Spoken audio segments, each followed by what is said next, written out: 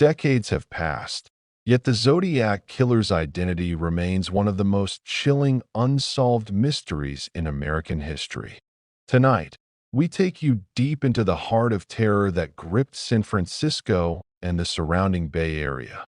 The murders, the cryptic letters, the ciphers no one has fully cracked, and the mind of a killer who seemed always one step ahead. Each chapter of this series will pull back the layers of deception, revealing shocking details, twisted motives, and the psychological games that kept the public and law enforcement in fear. As you watch, pay attention, because every clue, every unsolved case, and every chilling message brings you closer to understanding the man behind the mask, a figure whose shadow still lingers and whose legend continues to haunt generations. Close your eyes, focus on the story, and let the Zodiac's dark world unfold around you. If you'd like more stories like this to appear on your page, please like, comment where you are watching from, and subscribe. There are 15 chapters in this series, each with one picture looping gently. Just close your eyes, relax, and let's dive into the story together. Now let's begin. Chapter 1. The Shadows of San Francisco. A city on edge. The late 1960s in San Francisco was a city teetering between the lingering shadows of post-war America and the surge of counterculture. It was a time when the city's streets pulsed with music, art, and rebellion, yet beneath the kaleidoscope of flower children and protest rallies, an invisible tension began to take root. The fog-laden streets of the Bay Area, with their labyrinthine hills and winding roads, became the silent backdrop for a series of events that would etch themselves into the darkest corners of criminal history. People went about their lives, yet the sense of safety they had known began to unravel in small, almost imperceptible ways. The first whispers of terror started as a string of seemingly isolated incidents. Couples parked in quiet, remote locations, teenagers taking late-night strolls along dimly lit streets, or lone drivers navigating winding roads began vanishing into the fog of uncertainty. Each incident, at first, seemed accidental, almost explainable by chance or youthful misjudgment. But the pattern, subtle at first, started to emerge. The city itself, with its steep hills and narrow alleyways, became more than just a setting. It became an accomplice to the unknown force that stalked its residents. It was a place where the boundary between visibility and invisibility blurred easily. In those days, San Francisco was an intersection of cultures, a vibrant hub of social experimentation, yet it was also a city with pockets of isolation. People trusted that their neighborhoods were safe, that the police could protect them, but this trust began to erode as the unknown predator moved among them with chilling precision. The streets, which once symbolized freedom and opportunity, began to echo with the silent warnings of danger lurking unseen. It wasn't immediate panic that took hold, but an underlying, creeping unease, an instinctive feeling that something was terribly wrong. While the broader societal changes, hippie movements, anti-war protests, and civil rights activism dominated public attention, a quieter, more sinister narrative was unfolding in the shadows. The city's law enforcement agencies were unprepared for the scale and sophistication of the threat. Standard patrols, neighborhood watches, and routine investigative techniques were insufficient against someone who seemed to understand both human psychology and the intricacies of evading detection. This figure, who would later be known only as the Zodiac, exhibited an unnerving combination of patience, cruelty, and intellect. He carefully observed, studied, and then acted with precision, leaving behind trails designed to confuse, intimidate, and manipulate both the police and the public. His presence was more psychological than physical, a creeping terror that insinuated itself into the collective consciousness of the city, What set the Zodiac apart from other criminals of the era was his remarkable ability to merge audacity with subtlety. He wasn't merely committing crimes, he was orchestrating an elaborate performance, one in which the audience, every San Franciscan, became an unwilling participant. Letters sent to newspapers, cryptic symbols carved into correspondence, and taunting phone calls were part of a meticulous strategy to provoke fear and assert dominance. With each act, he manipulated perception, blurring the line between random chance and calculated malevolence. The media became both a conduit and an amplifier for his influence. Every report, every headline, every recounting of a murder played directly into the Zodiac's hands, fueling the collective anxiety that he sought to cultivate.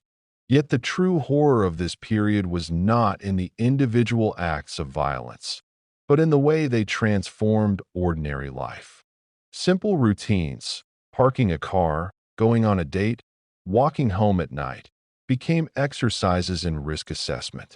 Families began to alter evening plans. Couples avoided isolated areas, and teenagers found themselves negotiating freedom with fear. Communities that had once thrived on openness and trust started erecting invisible boundaries, cautious about whom they encountered and where they ventured. This transformation, subtle and insidious, marked the beginning of a city living under the shadow of an enigma. Even as the police struggled to connect the early incidents, the Zodiac's identity remained elusive. He had no discernible pattern that could easily be mapped, no predictable schedule, no traceable social connections. Each act was both a challenge and a statement, an assertion of control over a city that was unaware of the true scale of his reach. People began to talk in hushed tones, speculate in ways that blurred fact and fiction, and wonder if anyone could be trusted. Was the perpetrator someone known, blending seamlessly into society, or a complete outsider, invisible and omnipresent? The ambiguity became part of the terror, a psychological weapon that left the city grasping at shadows. San Francisco, with its fog rolling over steep hills and streets twisting in unpredictable patterns, became a theater of uncertainty. Every corner, every alley, every lonely stretch of road seemed fraught with potential danger. And yet life had to continue. People went to work, to school, to social gatherings. But the awareness of an unseen threat added a layer of tension to every movement. It was a city simultaneously alive with culture and creativity, yet under siege by an intellect dedicated to inflicting fear. The Zodiac had not yet been named publicly, yet his presence was felt everywhere, a spectral force shaping behavior and perception in ways that conventional policing could not counter. The tension that gripped San Francisco was amplified by the media's fascination with the story. Local newspapers were eager to report, to sensationalize, and to provide detail, sometimes unwittingly aiding the Zodiac in his psychological game. Headlines became more than news. They became instruments of terror, carrying cryptic threats and the aura of a predator who remained just out of reach. The city's residents read, reacted, and speculated, creating a feedback loop of fear that the Zodiac could manipulate. By the time his letters began appearing, signed with the symbol of a cross circle, the public had already been conditioned by months of uncertainty, and the impact of his communications was magnified. This was San Francisco on the edge, a city vibrant and evolving, yet simultaneously enveloped in an atmosphere of suspense and dread. The stage was set for one of the most enigmatic and chilling criminal investigations in American history, a narrative that would span decades, baffle the brightest minds in law enforcement, and leave an indelible mark on the culture of fear and fascination.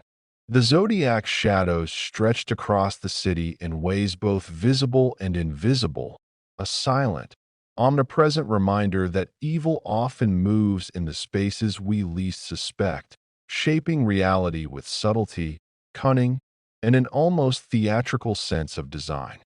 As the months progressed, the sense of unease in San Francisco grew into a quiet paranoia. Residents began noticing the small, unsettling signs of an invisible predator in their midst. Cars parked late at night seemed to attract attention in ways previously unconsidered.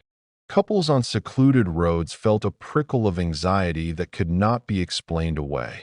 Even the most mundane details, the glint of a headlight in a foggy distance or the sound of footsteps echoing against the pavement, became potential harbingers of danger. The city, with all its cultural vibrancy, was being quietly reshaped by fear, each resident adjusting their behavior, consciously or subconsciously, to account for a threat that seemed omnipresent yet undetectable. The first official reports of violent encounters began to emerge, though at the time, the connections between them were tenuous. Early victims often shared nothing in common beyond circumstance, appearing to be selected at random. The locations of the attacks varied, and the apparent lack of motive confused law enforcement and the public alike. These factors, combined with the perpetrator's deliberate misdirection, made the task of understanding him almost impossible.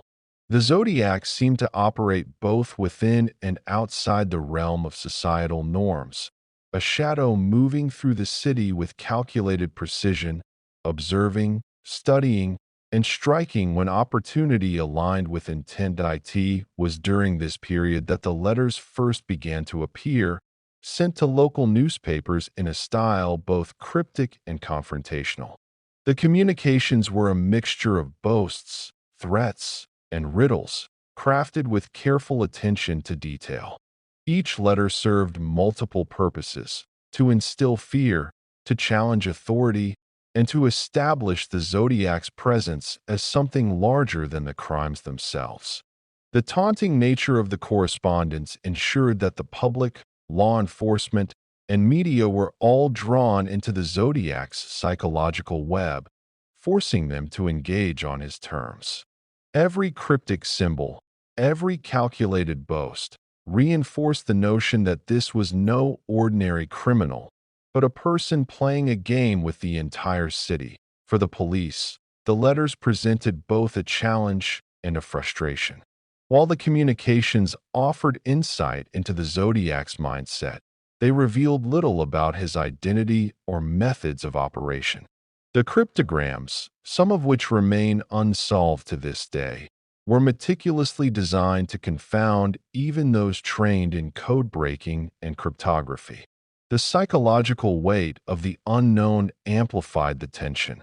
Investigators faced the dual burden of preventing further attacks while trying to decode the Zodiac's mind and methods from fragments of words and symbols. Every step forward seemed matched by an equally calculated step back, as if the Zodiac anticipated every move and designed his actions to exploit weaknesses in the system. Amid this climate of fear, ordinary life continued. The city maintained its rhythm of work, leisure, and social interaction, yet under the surface, people were constantly negotiating the invisible threat that lurked in the fog. Parents warned children against wandering into quiet areas, young adults reconsidered evening dates, and strangers were met with heightened suspicion. The Zodiac's presence created an undercurrent of tension that permeated daily life, reshaping social behaviors and redefining the boundaries of personal safety. It was a silent influence, psychological and pervasive, extending the reach of his control beyond physical violence. The media, meanwhile, played an ambiguous role in the unfolding drama. Newspapers reported extensively on attacks, letters, and police activity, often providing detailed accounts of the Zodiac's communications. In doing so, they inadvertently became part of his strategy, amplifying the fear he sought to cultivate. Headlines carried not just information but atmosphere, transmitting the tension and uncertainty to readers who could be thousands of miles away, yet intimately connected to the unfolding story. The Zodiac understood the power of public perception, manipulating it to enhance his mystique and magnify the terror he instilled. Each report, each mention of his symbol or cryptic message, reinforced his presence in the public consciousness. One of the most insidious aspects of the Zodiac strategy was his ability to blur the line between myth and reality. The unknown killer became a figure larger than life, a character whose existence was as much about psychological influence as physical action. Stories spread rapidly. Rumors, conjecture, and speculation merged with fact to create a narrative that was difficult to disentangle. Every sighting, every unconfirmed report added layers to the mystery, making it increasingly difficult for authorities and civilians alike to separate the Zodiac from the urban legends growing around him.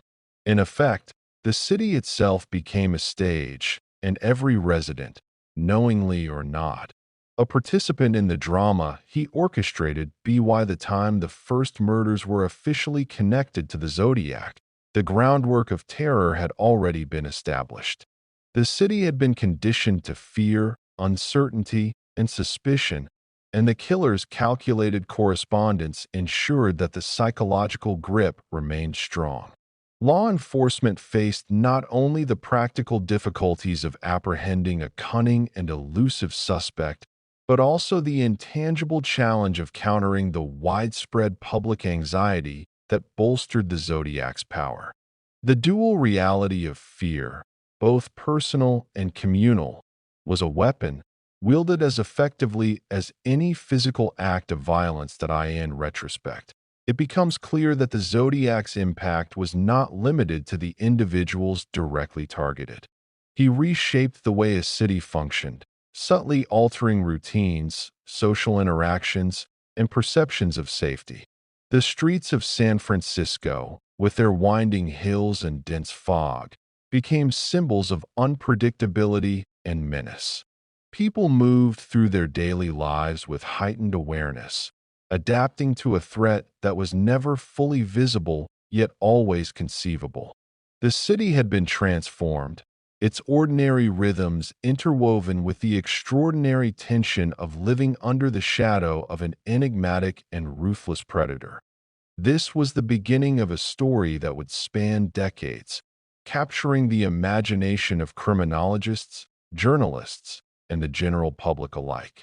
The Zodiac Killer had emerged not merely as a criminal, but as a master of psychological influence, turning fear itself into an instrument of power. San Francisco, vibrant, artistic, and cosmopolitan, had become a city on edge, its identity shaped as much by culture and innovation as by the pervasive, unsettling presence of an unknown killer. The shadows had deepened, and the fog-shrouded streets held secrets that would remain unsolved for generations, a chilling reminder of how one individual could alter the very fabric of a city without ever being seen. Chapter 2: Early Signs of a Monster. The first victims. The early months of the Zodiac Killer's emergence were marked by confusion, fear, and a sense of randomness that baffled both law enforcement and the public. Before the murders became a pattern recognized across the Bay Area, the victims appeared as isolated cases. Young couples parked in remote areas, teenagers out for an evening stroll, and individuals seemingly chosen by chance. The randomness of the attacks amplified the terror. Anyone could be next. The first confirmed victims, however, would soon reveal that these attacks were anything but haphazard. They were the carefully calculated opening moves of a predator who observed and studied before striking. In December 1968, a young couple parked near Lake Herman Road in Vallejo, California, unknowingly became the first high-profile targets associated with the Zodiac. The area, secluded and poorly lit, was a place where many young couples sought privacy. On that night, the couple, David Faraday and Betty Lou Jensen, fell victim to a violent, unexpected attack that would shock the community. The killer's approach was methodical, displaying a chilling combination of patience and precision. Witnesses later described a dark figure moving silently, blending into the night, unremarkable in appearance yet terrifying in intent. The murders were brutal but brief, leaving behind a scene both intimate and horrific, forcing the community to confront the vulnerability of private spaces in ways they had not before. The aftermath of Lake Herman Road sent ripples through the local law enforcement agencies. Investigators were confronted with a scene that offered little concrete evidence and few leads. There were no immediate suspects, no clear motive, and the lack of eyewitnesses rendered traditional police work ineffective. The only clues were the details of the victim's final moments, the location of the crime, and the unnerving precision of the attack. The randomness of the target selection, combined with the efficiency of execution, marked a shift from ordinary criminal activity to a pattern of terror designed to destabilize a community psychologically as much as physically. The following months brought further tragedy. In July 1969, another young couple, Darlene Farron and Michael Mageau, were attacked while parked in a similar remote location in the city of Vallejo. Unlike the first case, Mageau survived, providing law enforcement with a critical first-hand account of the killer's behavior and methods. The survivor described the assailant as calm, controlled, and almost conversational, a figure who seemed to derive satisfaction not only from the act of violence, but from the power it gave him over the helpless victims. The presence of a survivor added a new dimension to the investigation, offering investigators insight into the Zodiac's mannerisms, speech patterns, and potential physical description, yet still leaving his identity shrouded in mystery. The selection of victims revealed key elements of the Zodiac's methodology. Young, seemingly innocent couples in isolated areas represented vulnerability, and the attacks were executed in a manner designed to instill maximum fear with minimal chance of interference. There was also a pattern of taunting calculation. The killer would often leave the scene with few traces, appearing to vanish into the night without a sound. This ability to strike and disappear created a sense of omnipresence, reinforcing the notion that the Zodiac could be anyone, anywhere, at any time. The unpredictability, combined with the carefully orchestrated appearances of his letters and ciphers, made him a figure of both fascination and terror. As more attacks occurred, patterns began to emerge, though they were subtle and easily overlooked by the casual observer. The choice of secluded locations suggested premeditation, while the killer's apparent comfort with firearms indicated prior experience or familiarity with violent encounters. Furthermore, the escalation from murder to attempted murder revealed a willingness to experiment, to learn from each act, and to refine methods. This progression suggested intelligence and strategic thinking, marking a chilling departure from impulsive criminality. The Zodiac's emergence coincided with a broader societal shift in the late 1960s, a time when traditional notions of safety were already being questioned due to the social upheavals of the era. The assassinations of political figures, anti-war protests, and civil rights struggles had already created an atmosphere of instability. The Zodiac exploited this environment, embedding himself into a city that was simultaneously vibrant and anxious, using the existing tension as a fertile ground for his campaigns of terror. By targeting ordinary citizens rather than public figures, he both personalized the fear and rendered every resident complicit in the shared anxiety. Investigators soon faced the difficult task of connecting the dots between seemingly unrelated attacks. Each crime scene provided minimal physical evidence, and forensic technology at the time was limited. Law enforcement agencies relied on witness statements, patterns of victim selection, and the careful timing of attacks to form hypotheses about the killer's habits and psychological profile. Yet every lead seemed to generate more questions than answers.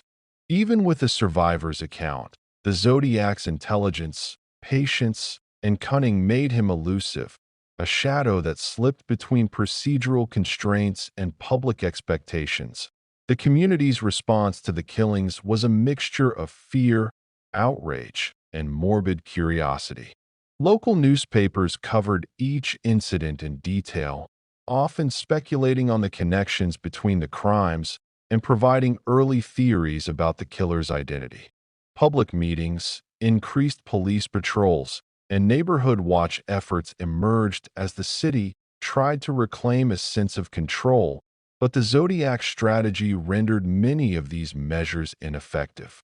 He appeared to operate outside the normal boundaries of law enforcement influence, using psychological manipulation to reinforce the perception of his omnipotence.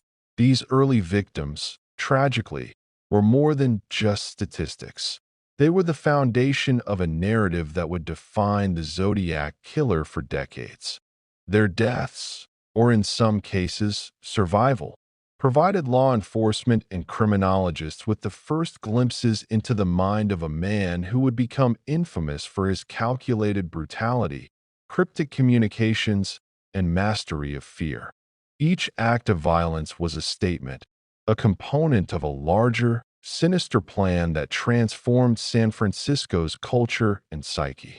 The impact extended far beyond the immediate circles of the victims, instilling a pervasive anxiety that permeated daily life and set the stage for one of the most enduring mysteries in American criminal history.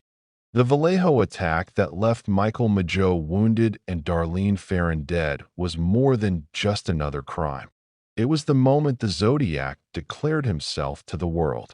Shortly after the shooting, a call was placed to the Vallejo Police Department from a payphone. The voice on the line was calm, steady, and utterly detached, as though the speaker were merely reporting an accident he had witnessed rather than confessing to a double shooting. He provided precise details about the location and the crime, confirming his involvement with unnerving nonchalance. The chilling phone call introduced a new dimension to the case. The killer was not content with anonymity. He wanted recognition, acknowledgement, and most disturbingly, an audience. This act of communication set the Zodiac apart from ordinary criminals. Most killers sought to evade detection, to bury their actions in silence. The Zodiac, by contrast, sought visibility. He craved attention not for vanity, but for control. By reaching out to the authorities and the press, he inserted himself directly into the narrative, forcing both the police and the public to engage with him.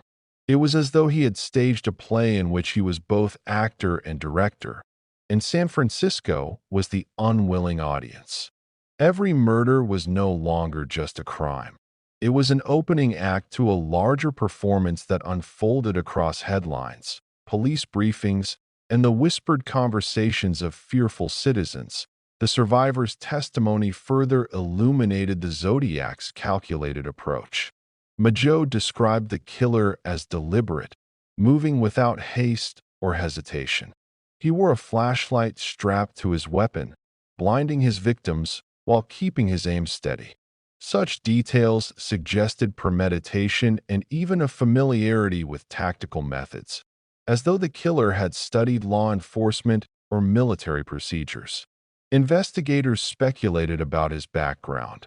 Was he an ex-soldier, a disgruntled cop, or simply a man obsessed with control and precision? None of these questions had clear answers, but they underscored the Zodiac's ability to elevate his crimes beyond mere acts of violence. He cultivated an aura of menace, a persona that seemed larger than life and carefully maintained.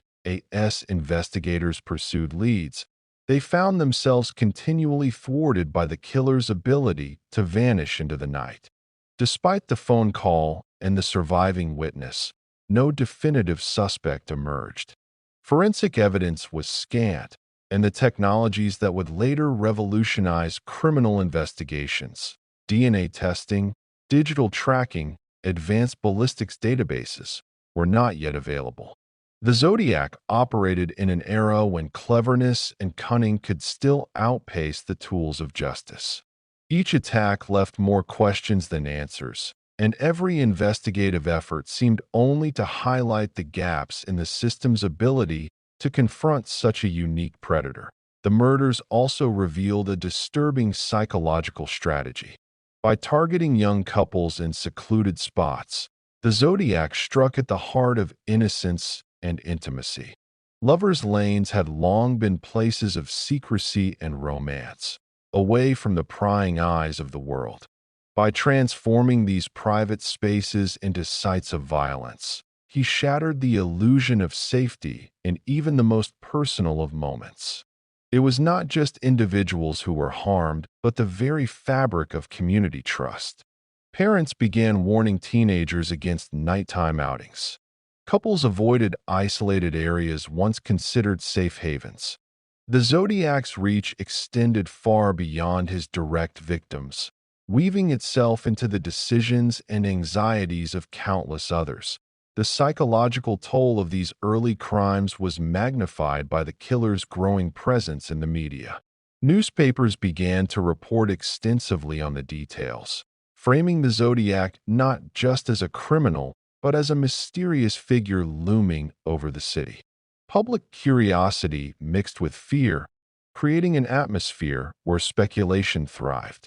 Rumors of his identity circulated endlessly. Some claimed he was a loner hiding in plain sight. Others believed he was a genius manipulating the city from the shadows. Every new article seemed to deepen the mystery, turning the Zodiac into a symbol of fear as much as a flesh-and-blood man. The surviving victims' descriptions, though valuable, offered limited clarity. Majo's traumatized account painted a vague portrait: a man of average build, nondescript features, and an aura of unsettling calm. The very ordinariness of his description was perhaps the most frightening detail of all. It suggested that the Zodiac could be anyone: a neighbor, a coworker, a man passing by on the street. This anonymity magnified his power. He was not an easily recognizable monster, but a potential shadow in every corner, blending seamlessly into society while orchestrating a campaign of terror from within it. It'd be why the end of 1969, as the Zodiac's identity became tied to these early murders, the city realized it was not dealing with a transient criminal, but with a calculated predator who intended to remain.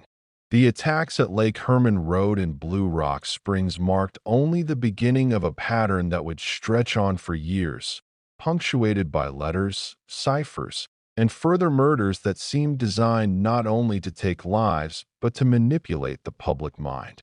The Zodiac was crafting a legacy, and the first victims were the opening lines of a story that would never truly end. The tragedy of those early murders is not merely in the loss of young lives, but in the way they introduced a new kind of fear to San Francisco. Before the Zodiac, people believed in the possibility of safety in familiar routines. After the Zodiac, they lived with the knowledge that even the most ordinary moments could conceal extraordinary danger. These victims were not just casualties of violence. They were symbols of innocence lost, the first markers of a nightmare that would unfold in ways no one could have anticipated. Their deaths remain a haunting reminder of how quickly life can be transformed by forces unseen, and how a single figure in the shadows can forever alter the heartbeat of a city. Chapter 3: The Cryptic Letters, A Mind Behind the Mask. When the Zodiac first turned from silent violence to written words, the terror of San Francisco deepened in ways even the brutality of his murders had not achieved. Killing, horrifying as it was, could be understood as a tragic act of violence, something tangible for police and public alike to process. But the letters, those carefully crafted, mocking, cryptic communications, were something different. They revealed a mind at play, a killer who not only sought to take lives, but to seize control of fear itself, extending his reach into the homes of every citizen who opened their newspaper. With pen and paper, the Zodiac turned himself into a phantom that lived in every headline, every breakfast conversation, and every whispered exchange about safety after dark. The letters arrived like bombs dropped onto the desks of newspaper editors in the Bay Area. On August 1st, 1969, three newspapers, the San Francisco Chronicle, the San Francisco Examiner, and the Vallejo Times-Herald, each received nearly identical letters.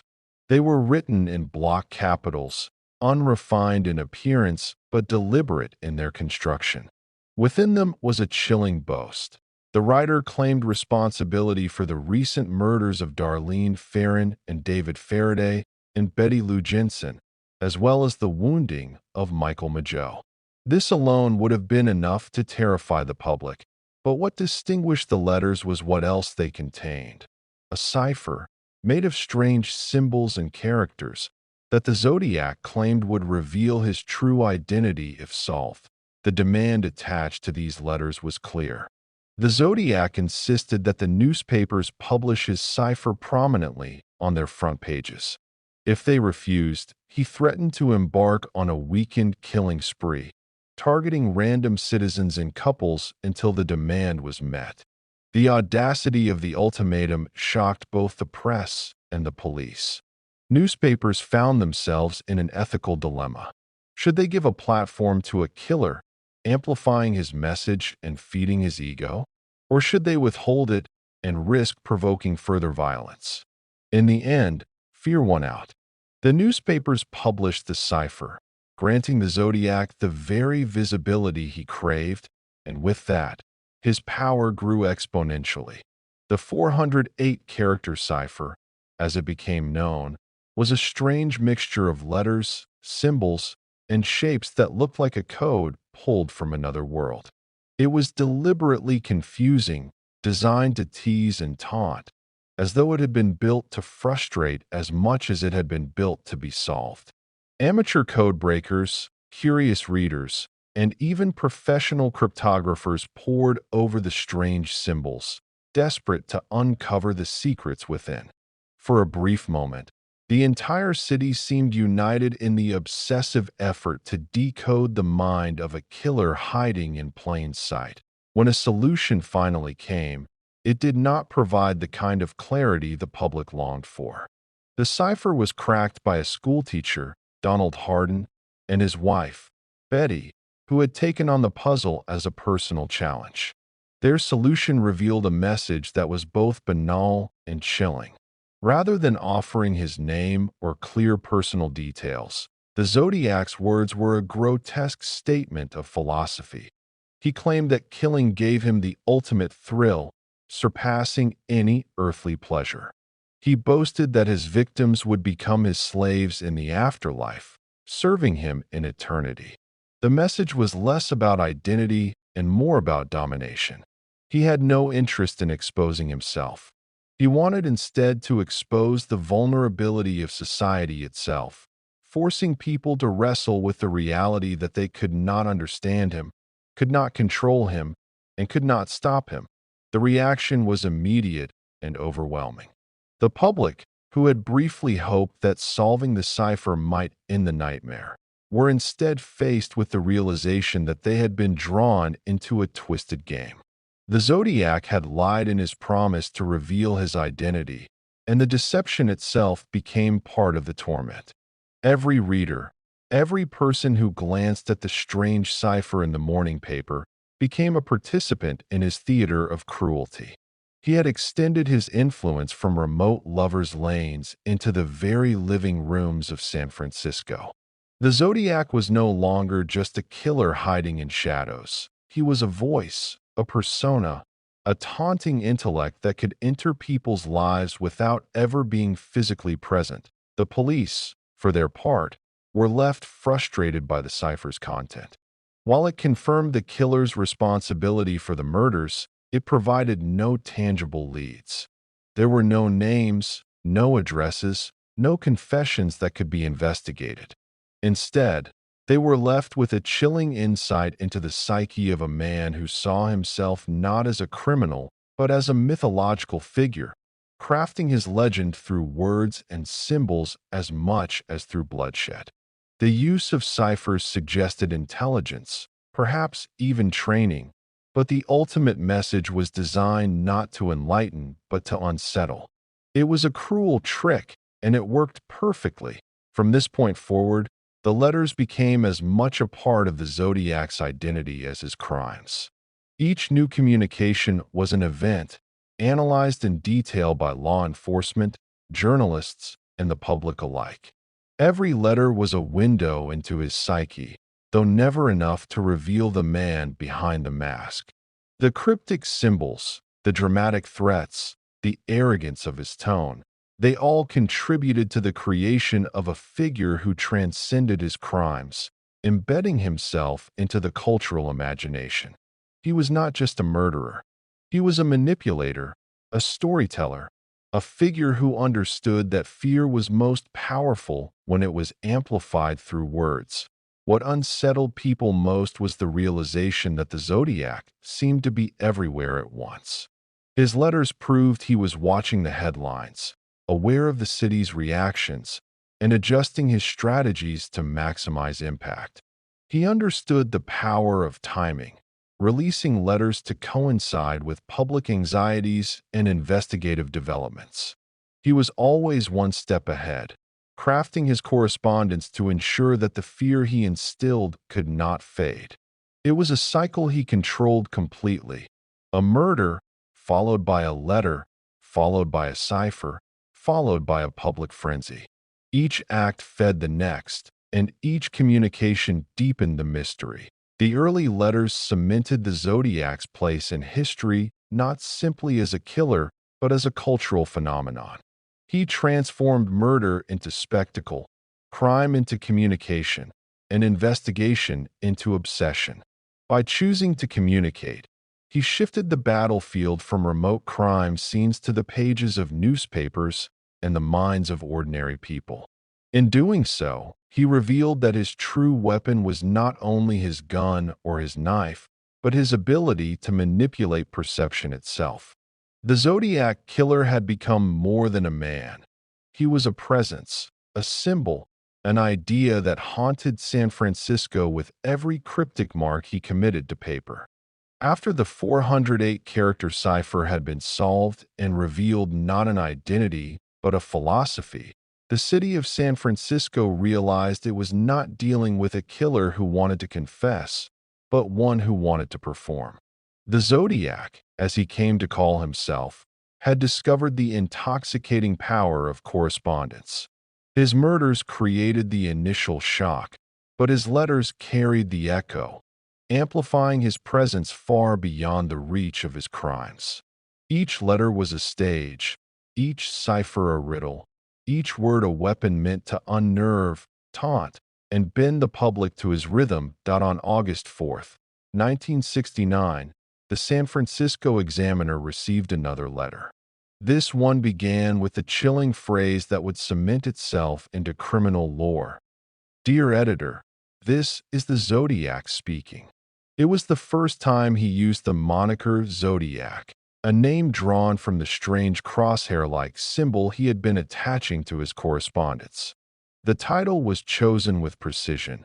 It was mysterious, cosmic, almost mythic.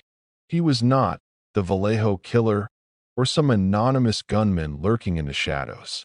He had chosen an identity larger than life, timeless, connected to stars and cycles rather than mortality and human frailty. In one stroke, he transformed himself from a criminal suspect into an archetype. The content of this letter was equal parts mockery and defense. The Zodiac expressed frustration that police and newspapers had questioned his authenticity. He insisted that he was indeed the killer, recounting details of his attacks that only the perpetrator could know. The precision of these details forced investigators to admit the truth. They were dealing with a correspondent who was not merely an attention seeker, but the very man responsible for the bloodshed. The public, too, could no longer dismiss the possibility that a killer was writing directly to them through the city's newspapers. Fear hardened into certainty. From that moment, the letters came in waves. Each one was laced with arrogance, each designed to seize headlines. He bragged about his crimes, mocked the incompetence of law enforcement, and threatened new atrocities. Sometimes he included coded messages, sometimes simple declarations, but always with the same intent: to keep himself alive in the minds of everyone who read about him. With every envelope, he reminded San Francisco that he could strike again at any time, and worse, that he was enjoying the game. The most disturbing feature of these communications was the way they blurred the line between reality and theater. The Zodiac's threats were not always carried out, but their very existence created panic. He once declared that he would target a school bus, claiming he would shoot children as they exited the vehicle. The image was horrifying, and whether he intended to act or not, the damage was done. Parents lived in dread, schools adjusted routines, and the city held its breath. The power of suggestion, amplified by the written word, had achieved what bullets alone could not: widespread psychological control. Investigators recognized this for what it was: an elaborate form of manipulation. They knew that the Zodiac craved the spotlight, that every headline about his letters fed his ego and perhaps restrained him from acting again. Yet they were trapped. Ignoring the letters risked provoking him. Publishing them risked emboldening him. The police and press were unwilling players in his theater, forced into decisions that gave him exactly what he wanted: attention, fear, and cultural immortality. That as the letters accumulated, so did the mystery of the ciphers. Not all of them were solved. Some were cracked with relative speed, revealing disturbing messages about control and violence. Others resisted interpretation for decades, their strange patterns defying even the most skilled cryptographers. The most famous of these, the so-called 340 cipher, baffled experts for over 50 years before being solved in 2020. When it was finally decoded, the message once again revealed the Zodiac's penchant for taunting rather than confessing. He mocked police efforts to catch him, proclaimed his lack of fear of execution, and repeated his strange obsession with ruling over his victims in the afterlife. What became increasingly clear through these letters was that the Zodiac was less interested in physical dominance than in psychological dominance. His crimes, while brutal, were localized and finite, but his words had no boundaries. They could travel across the city, across the nation, even across time. He was building a legend, ensuring that his presence would outlast the moments of bloodshed. And in that, he succeeded. Decades later, his letters are still studied, his ciphers still debated, his handwriting still pored over by professionals and amateurs alike. The murders alone might have faded into obscurity, but the letters kept him alive in the cultural imagination.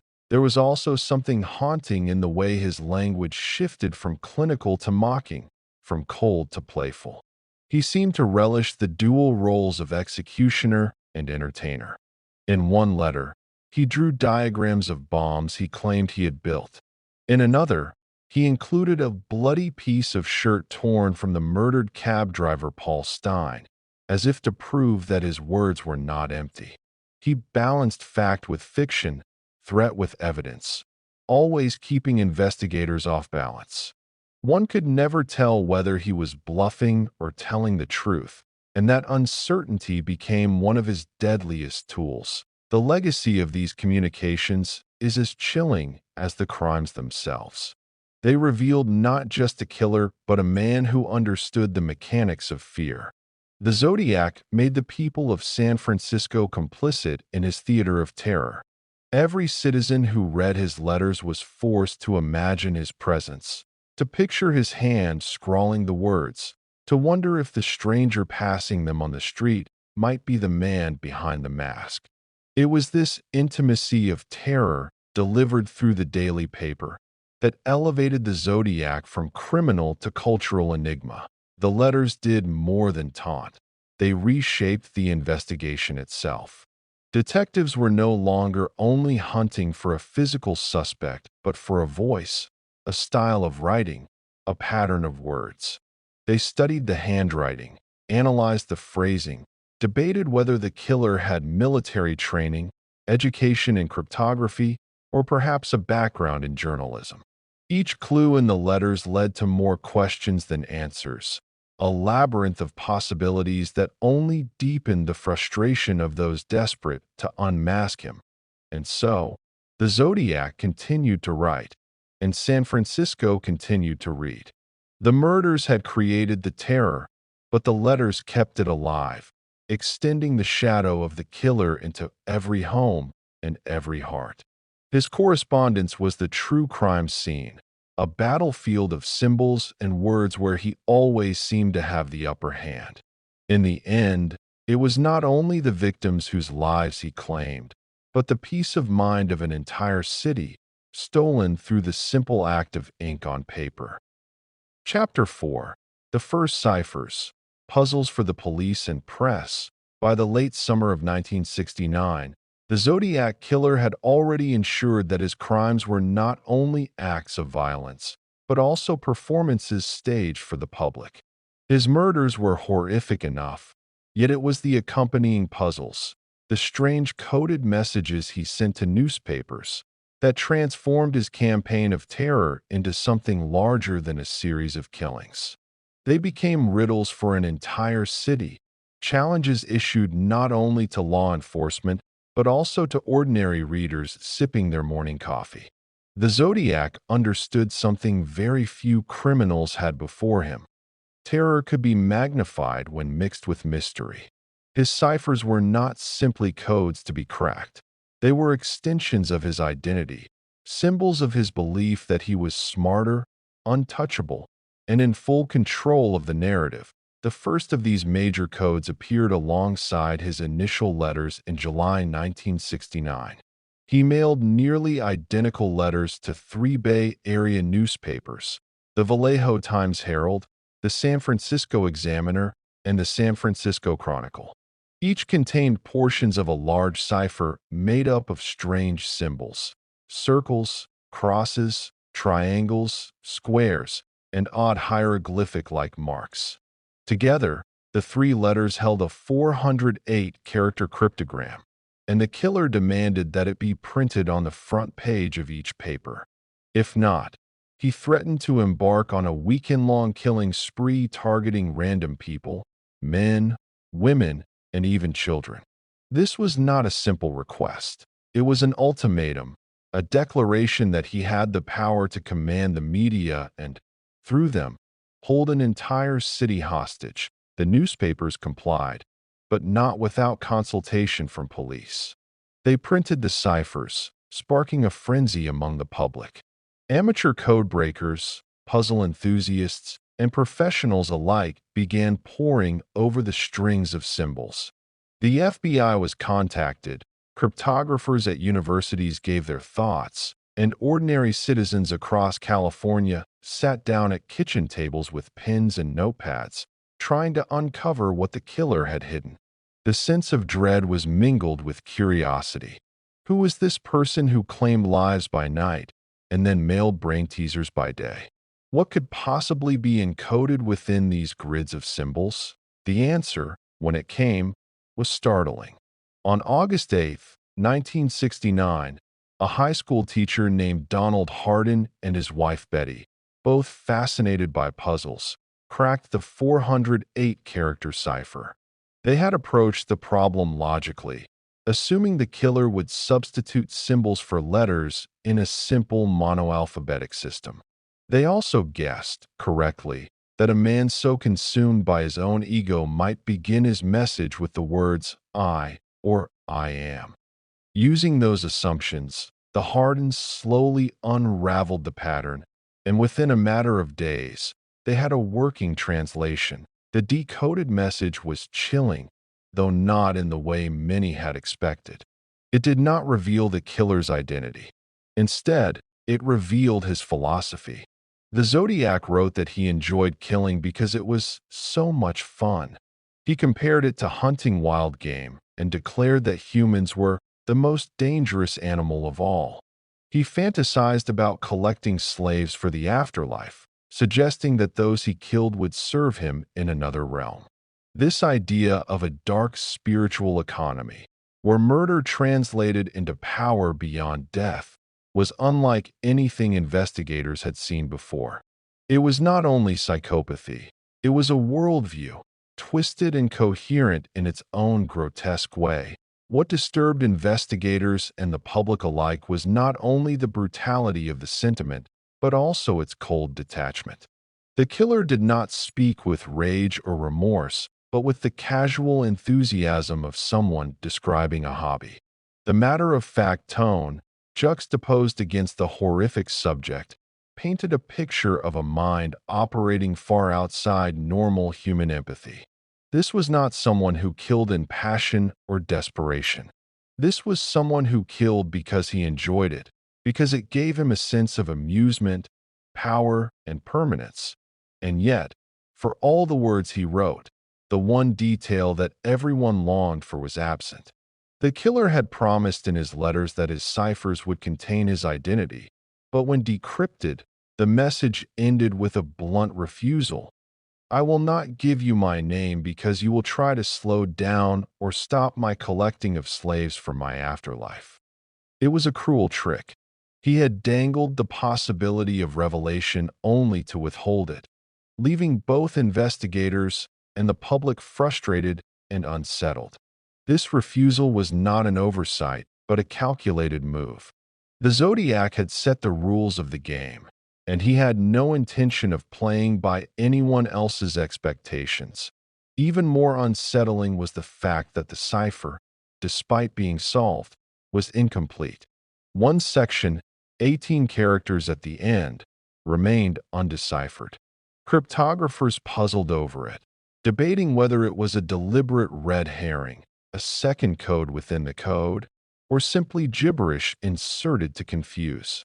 That unsolved fragment became a symbol of the Zodiac's enduring mystery, a reminder that even when people thought they understood him, there was always something left unfinished, something beyond reach. The success of the Hardens in solving the cipher was a triumph for civilian involvement, but it also underscored the enormity of the challenge facing law enforcement. If a schoolteacher and his wife could decipher the Zodiac's puzzle in a matter of days, why couldn't police solve the deeper mystery of his identity? This question was not lost on the public. The killer's taunts in the press, combined with his ability to outwit official investigations, created a perception of helplessness. Each step forward seemed to prove that the Zodiac was always one step ahead. For the killer himself, the decoding of the cipher likely brought satisfaction. He had proven that his words could dominate the city, that his games could mobilize not only the police but the public, that he could create tension without ever pulling a trigger. The murders were his brutal punctuation marks, but the ciphers were his true voice. Through them, he was able to linger in the minds of thousands, planting seeds of dread that grew with each new letter. And so, the Zodiac had elevated his campaign of terror to something more than crime. It was art, performance, myth-making. His ciphers, far from being tools to reveal his identity, were masks designed to conceal it further. They teased, they tormented, they fascinated. Even after the first solution, everyone knew more would come, each with the potential to unlock secrets or to deepen the labyrinth.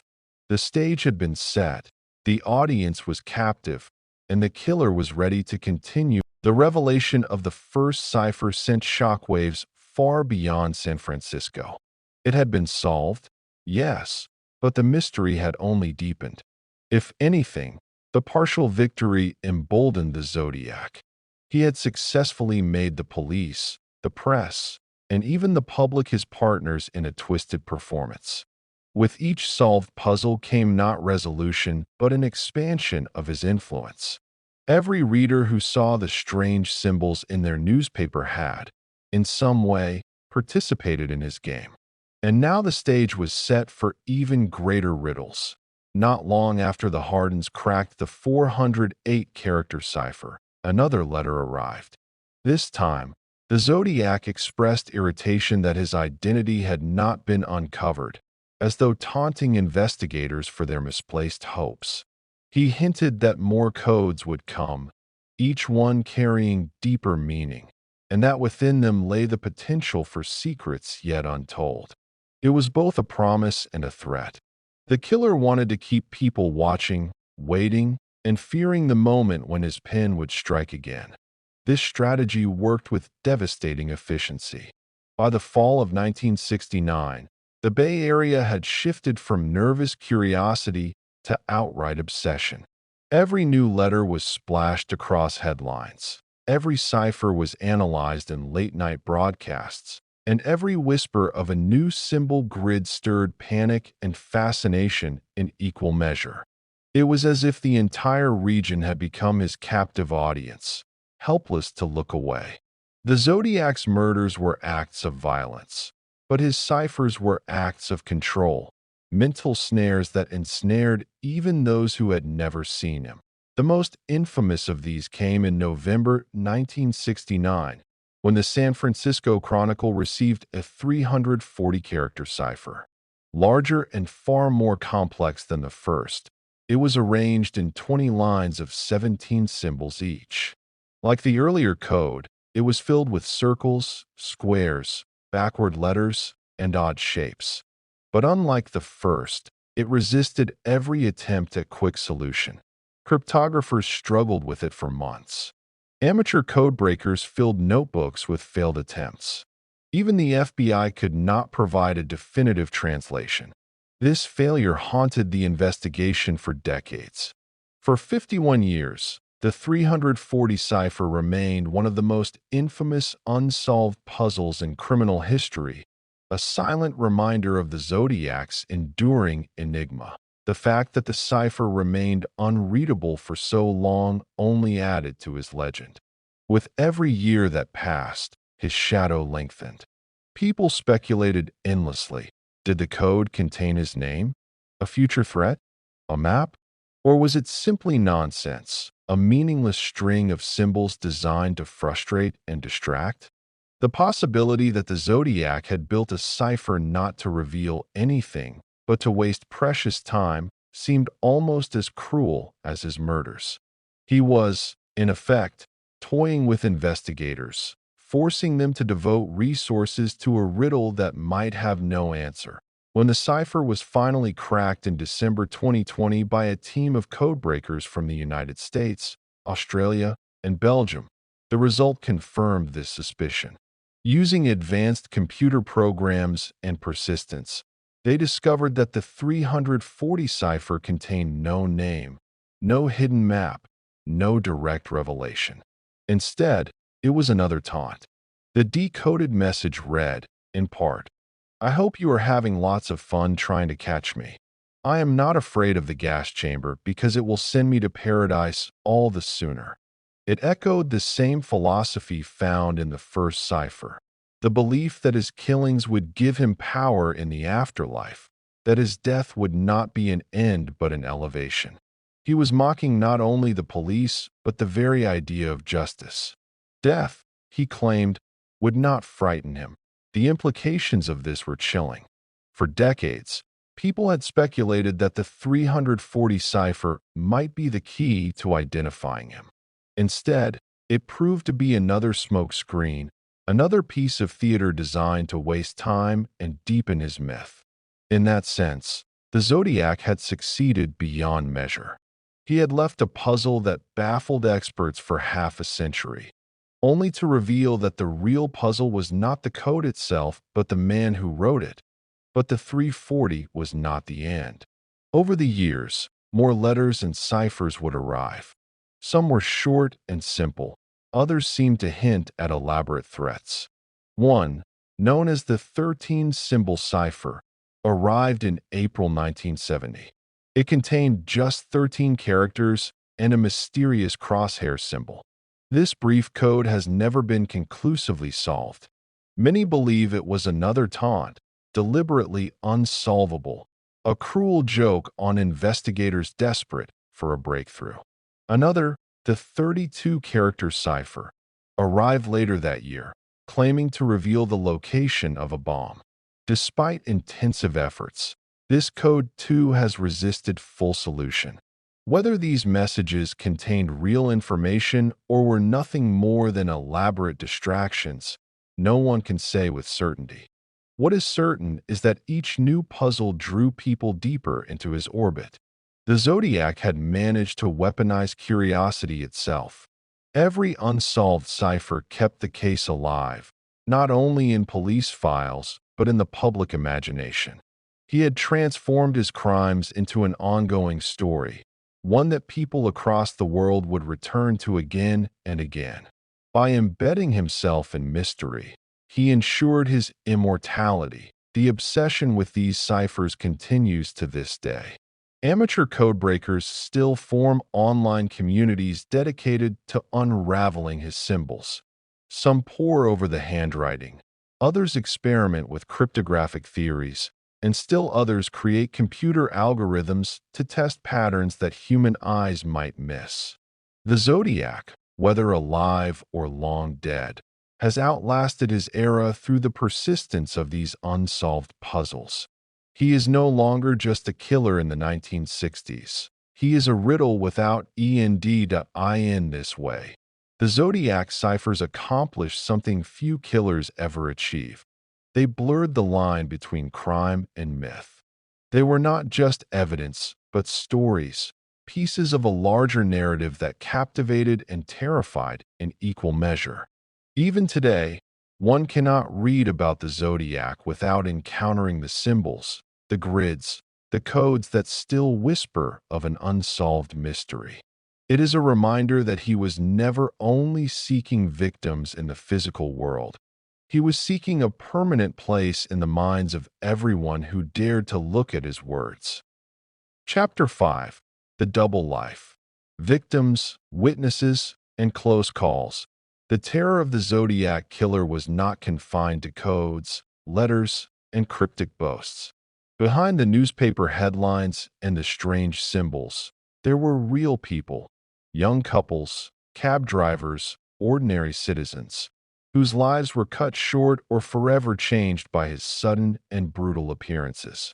To understand the weight of his mystery, one must return to the human level, to the moments of fear and survival that unfolded in the dark corners of California's Bay Area. These were not abstract puzzles. They were nights filled with gunshots, screams, and desperate escapes that brought the Zodiac's shadow into reality. The known timeline of his attacks begins with David Faraday and Betty Lou Jensen, two teenagers on their first date in December 1968. They drove to a secluded area on Lake Herman Road near Vallejo, seeking privacy, like so many young couples before them. But that night, someone else was lurking. Their killer approached, possibly shining a flashlight into their car window, forcing them out. He shot David once in the head at close range and fired 5 times into Betty Lou's back as she tried to flee. She collapsed on the roadside, lifeless, while David died beside the Rambler they had driven. In the cold night air, a cruel legend began. The crime scene, with its silence broken only by the echoes of gunfire, set the stage for the killings to come. 7 months later, on July 4th, 1969, the Zodiac struck again at Blue Rock Springs Park, just a short distance from the first crime scene. Darlene Farron, a young mother of 22, had gone out that evening with a friend Michael Mageau. As they sat in her car, another vehicle pulled up beside them, lingered, then drove away, only to return minutes later. The driver stepped out, wielding a 9mm pistol. He opened fire on the couple without warning. Bullets tore through the car, striking both victims multiple times. Darlene would not survive, but Michael, despite being shot several times, managed to live. His survival would prove critical, for he became one of the few people to look directly into the face of the Zodiac and live to tell about it. Michael described the attacker as a stocky man, perhaps in his late 20s to early 40s, with short hair and glasses. The details were vague, given the chaos and terror of the attack, but they provided investigators with the first living glimpse of the figure who called himself Zodiac. Hours later, the killer himself phoned police, calmly reporting the crime and claiming responsibility for both this shooting and the Lake Herman Road murders. His voice was steady, almost detached, as if reporting the weather rather than confessing to murder. That call, traced to a payphone not far from the Vallejo Police Department, added another layer of horror. He was not hiding in fear. He was inserting himself directly into the investigation that by September 27, 1969, the Zodiac's cruelty had evolved into a terrifying ritual. On a sunny afternoon, college students Brian Hartnell and Cecilia Shepard were picnicking at Lake Berryessa, a popular spot northeast of San Francisco. As they lay near the water, they noticed a man approaching from the distance. He wore an executioner-style hood with cut-out eye holes, a crude but haunting disguise, and on his chest was the now iconic crosshair symbol. In his hands, he carried a gun and lengths of pre-cut clothesline. Speaking calmly, he claimed he was an escaped convict who needed to rob them and steal their car. Then, under the guise of this lie, he bound them both and drew a knife. What followed was one of the most brutal attacks attributed to him. Brian was stabbed 6 times, Cecilia 10. Their screams echoed across the lake, and though Brian would miraculously survive, Cecilia succumbed to her wounds 2 days later. Before leaving, the Zodiac scrawled a message on Brian's car door with a marker. He wrote the dates of his previous murders, his symbol, and the words "by knife." It was a grotesque signature, a literal carving of his presence into the lives of his victims. Hours later, he phoned police once again, confessing to the attack and giving directions to the crime scene.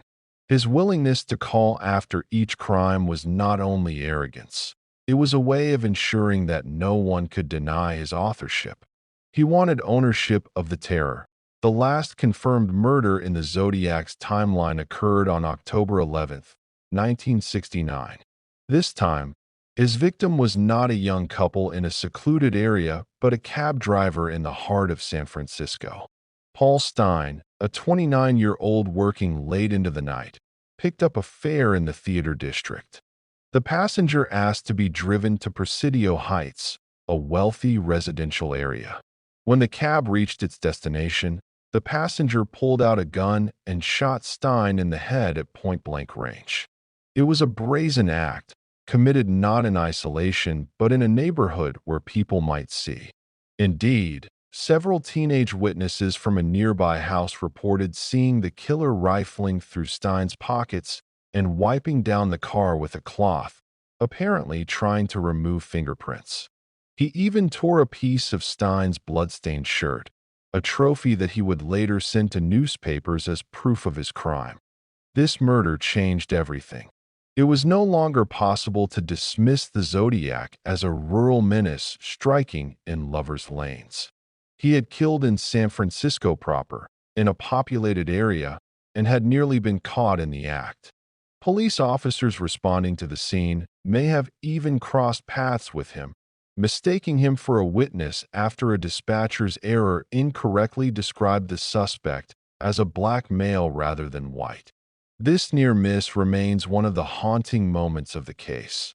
The possibility that the Zodiac slipped through police fingers that night. From that point forward, fear spread beyond Vallejo and the quiet suburbs. The Zodiac had proven he could strike anywhere, at any time, with anyone. Survivors like Michael Mageau and Brian Hartnell became living reminders of his cruelty, while the families of Betty Lou Jensen, David Faraday, Darlene Ferrin, Cecilia Shepard, and Paul Stein carried the grief of lives stolen too soon. Each attack carried its own signature: gunfire, knives, even disguises, but they were united by one chilling thread: the killer's hunger to be acknowledged, to be feared, and to be remembered. These crimes reveal not only the brutality of the Zodiac's methods, but also the careful balance he maintained between chaos and control. He allowed survivors to live, deliberately or by miscalculation, ensuring that his legend would have voices to testify. He left symbols, messages, and trophies, embedding his crimes into the collective consciousness of California. It was as if he lived a double life. On one side, a faceless man blending into the everyday population. On the other, a theatrical murderer staging performances for the city. It is this duality that makes the Zodiac's story so haunting. The sense that he could have been anyone, sitting silently across from you on a bus or standing behind you in a grocery store line. The strange paradox of the Zodiac Killer lies not only in his brutality, but in the fact that he seemed to need an audience as much as he needed victims. While his confirmed murders shocked the nation, the testimonies of survivors and near misses expanded his reach into something far more sinister. Survivors lived to share their stories, yet they carried scars that went deeper than flesh. Their accounts gave investigators clues, but they also made the Zodiac into something larger than a man, a presence that could haunt San Francisco in every quiet moment, in every stranger walking down the street. The double life he lived was not simply the mask he wore or the letters he wrote. It was the way he slipped between being an anonymous citizen by day and a nightmare by night, weaving himself into the fabric of both ordinary lives and the darkest corners of memory. The case of Kathleen Johns illustrates this double edge vividly. In March 1970, Johns was driving late at night with her infant daughter when a car began flashing its lights at her. The driver motioned for her to pull over, telling her that something was wrong with her vehicle. Stranded and vulnerable, she accepted his offer of help. What followed was a nightmarish sequence where the man sabotaged her car and then offered her a ride. As the night dragged on, his behavior grew increasingly strange and terrifying. He refused to let her go, drove aimlessly, and made chilling threats. Eventually, Kathleen managed to escape with her baby, running through fields to safety. When she later saw a composite sketch of the Zodiac Killer, she identified her abductor as the same man. Whether it was truly him or not remains debated, but her story embodied the fear that Zodiac could be anyone, anywhere, waiting in the anonymity of the road. Unlike the survivors of his confirmed attacks, Kathleen had time to watch him, to listen to his tone and his unsettling calmness, and to feel the suffocating dread of being trapped under his control. Her survival added another ghostly layer to the mystery, one that suggested the Zodiac's thirst for power extended far beyond the murders he boasted about. The way the Zodiac operated seemed almost theatrical. Survivors described him not as impulsive, but as deliberate, someone who relished the staging of his encounters.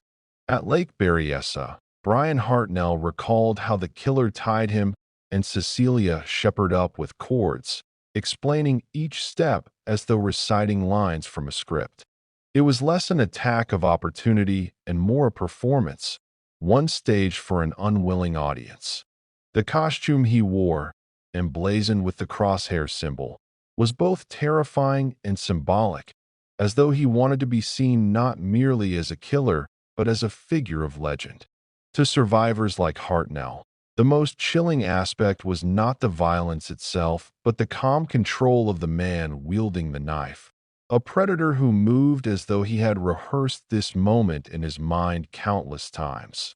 The survivors' voices shaped the way the public imagined the Zodiac, but they also added layers of contradictions.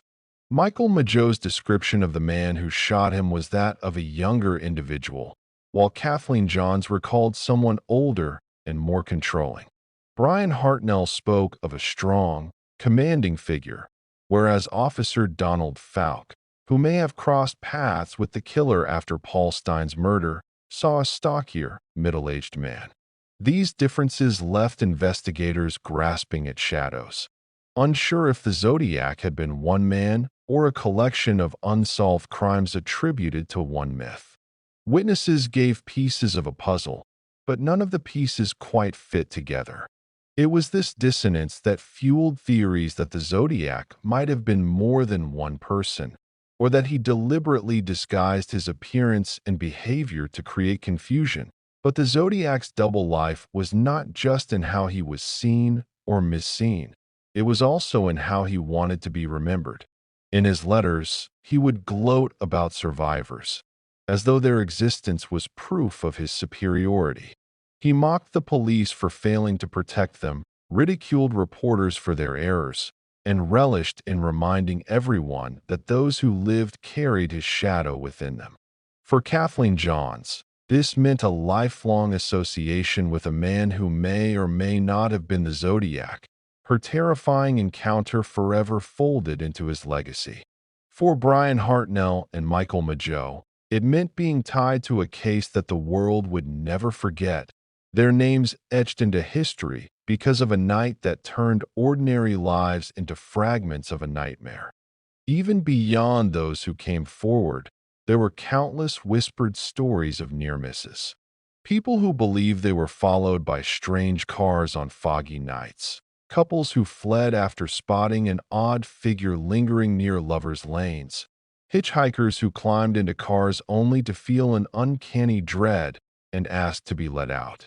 Each of these accounts may have been nothing, or they may have been glimpses of the Zodiac's roaming hunger. The line between paranoia and reality blurred in the Bay Area, where the killer's presence was not only in his confirmed actions, but in the imagination of a city living under threat. It was as if he existed in two realms, the physical one of police reports and bodies, and the psychological one of fears that stretched far beyond what could be proven. This duality extended to the witnesses themselves. They were people living ordinary lives who suddenly carried extraordinary knowledge of what it was like to look into the face or hear the voice of a man who became one of history's most infamous mysteries. They lived with the paradox of being alive because of luck, mistake, or sheer will, yet forever tethered to the memory of a killer who made them into unwilling participants in his story. Their survival was not freedom. It was another form of captivity, one that bound them to his legend as surely as the ropes he used at Lake Berryessa. The double life of the Zodiac, killer and ordinary citizen, myth and man, was sustained by these survivors and witnesses. They gave him flesh, voice, and shape, but never enough to make him mortal. Instead, they created a figure who could be both anyone and no one, who could vanish into a crowd as easily as he could dominate a headline. The people who lived through his terror ensured that his story would not be one of faceless statistics, but of human encounters, each carrying the unsettling truth that the Zodiac was not only a killer of bodies, but of peace, safety, and certainty. As the chapters of this mystery unfold, the voices of those who lived remain some of the most haunting. They remind us that the Zodiac was not merely a phantom of letters and ciphers, but a man who walked among the people of San Francisco, choosing some for death, some for torment, and some for survival. In his victims and witnesses, his double life becomes unmistakable, a man of flesh and blood who created a legacy that continues to cast its shadow long after his Chapter 6. The Taunting of Law Enforcement. Letters and Threats. What made the Zodiac Killer not just another murderer, but a symbol of enduring fear was not only the violence of his crimes, but the calculated cruelty of his communications. Unlike killers who vanished into silence after committing their acts, the Zodiac sought out the spotlight. He wanted recognition, not through the justice system, but through newspapers, through headlines, and through the trembling voices of law enforcement who could never seem to stop him. His crimes were not only physical, but psychological, an ongoing duel with those who pursued him. Through letters, cryptograms, and threats both outlandish and disturbingly specific, the Zodiac painted himself as a figure who controlled the narrative. This chapter dives into those messages, the taunts that kept the Bay Area trembling and the police perpetually on edge. The earliest letters, written shortly after his confirmed murders in 1969, were bold and confident. They were not confessions in the traditional sense, but proclamations of authorship. The Zodiac made sure his words arrived at multiple newspapers, forcing them to recognize him and, more chillingly, to share his messages with the public. This was not about simply bragging. The letters were calculated performances, carefully phrased to ensure maximum attention. The Zodiac demanded publication, threatening to continue his spree if the press or the police dared to silence him. By doing this, he placed himself above authority, dictating terms to a city that had once believed it was protected by its institutions. The content of these letters often veered between cold detail and bizarre humor. At times, he described his murders with clinical precision, giving information only the killer could know.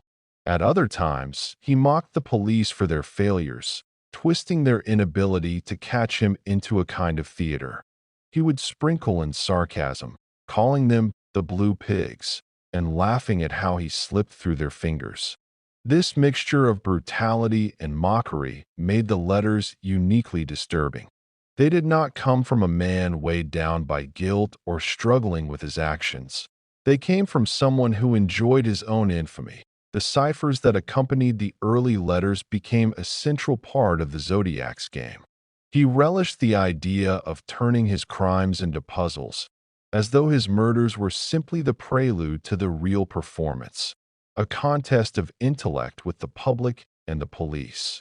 The first cipher, sent in July 1969, was a 408-character code split across 3 newspapers. It was cracked within a week by a schoolteacher and his wife, revealing a chilling message about his desire to collect slaves for the afterlife.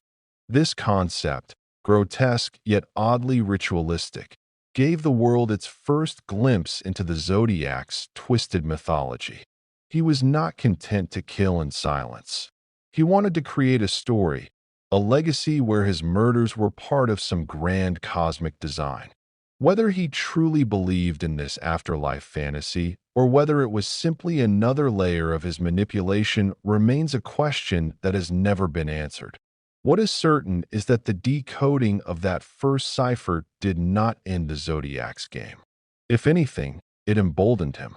He followed it with more letters, more threats, and more ciphers, each more complex than the last. Some remained unsolved for decades, like the infamous 340-character cipher, which resisted cryptographers until it was finally cracked in 2020. The fact that his puzzles endured for so long only added to his mythos. He was not just a killer.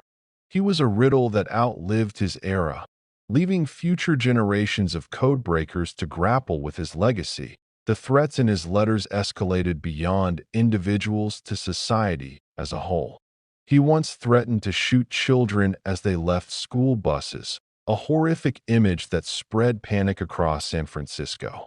Parents grew terrified of sending their children to school, while police scrambled to protect buses, unsure if the threats were real or simply another way for the Zodiac to keep the city in a stranglehold of fear. It was this unpredictability that gave his words so much power. Even if he did not act on every threat, the possibility that he might was enough to warp the routines of thousands of people. Every day became a gamble against the unknown intentions of a man who wrote from the shadows. Law enforcement, for their part, struggled with how to handle the letters. Publishing them gave the Zodiac the audience he craved, but withholding them risked his threats being carried out. This placed police and newspapers alike in a moral trap, one that the Zodiac gleefully exploited. He knew that his words had weight, that they could shape behavior, and he used that leverage to remain the center of attention. In many ways, he had turned law enforcement into unwilling participants in his performance. They were not simply chasing a killer. They were actors in his twisted play, reacting to the lines he delivered in ink and code. The letters also showed a man obsessed with identity. By giving himself a name, the Zodiac, and a symbol, the crosshair, he transformed himself into a brand. Unlike other killers who were named by the press, the Zodiac named himself, ensuring control over how he was remembered. Each letter bore his signature symbol, a mark of ownership not just over his crimes, but over the fear he generated. His words, his codes, his threats, all bore the weight of that circle and cross, a reminder that this was not simply a man, but a creation he had chosen to become. As the letters piled up, so too did the frustration of investigators. Each new missive was another reminder that they were chasing someone who not only eluded capture, but thrived on their failures. The more he wrote, the more he painted the police as powerless, and the more his legend grew. The Taunting was not just about gloating, it was about control. The Zodiac had taken the narrative away from law enforcement, making them look like pawns in a game they could not win. And in doing so, he cemented his place as not only a murderer, but a master of psychological terror. The Zodiac's letters were more than simple communications. They were a weapon, each one designed to unsettle, provoke, and dominate the narrative surrounding him. By the fall of 1969, the Bay Area had become a stage for his psychological games.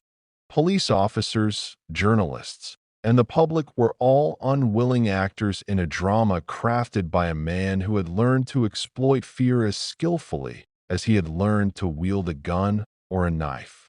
Every new letter was a calculated move, a test of authority, and a demonstration of power. The killer had realized that terror extended far beyond the immediate act of murder. It could live in ink, paper, and symbols long after the crime was committed. After the first solved cipher, the Zodiac escalated both the content and reach of his letters. In August and September of 1969, he sent multiple messages that blended threats, confessions, and cryptic clues. One of these letters arrived at the San Francisco Chronicle, accompanied by a piece of Paul Stein's bloodstained shirt, a tangible proof of his crime. This was not merely an act of boasting. It was an extension of the ritual he had begun at Lake Berryessa. By sending physical evidence, he reminded law enforcement and the public that he had committed real crimes, leaving them no choice but to recognize his authority and presence.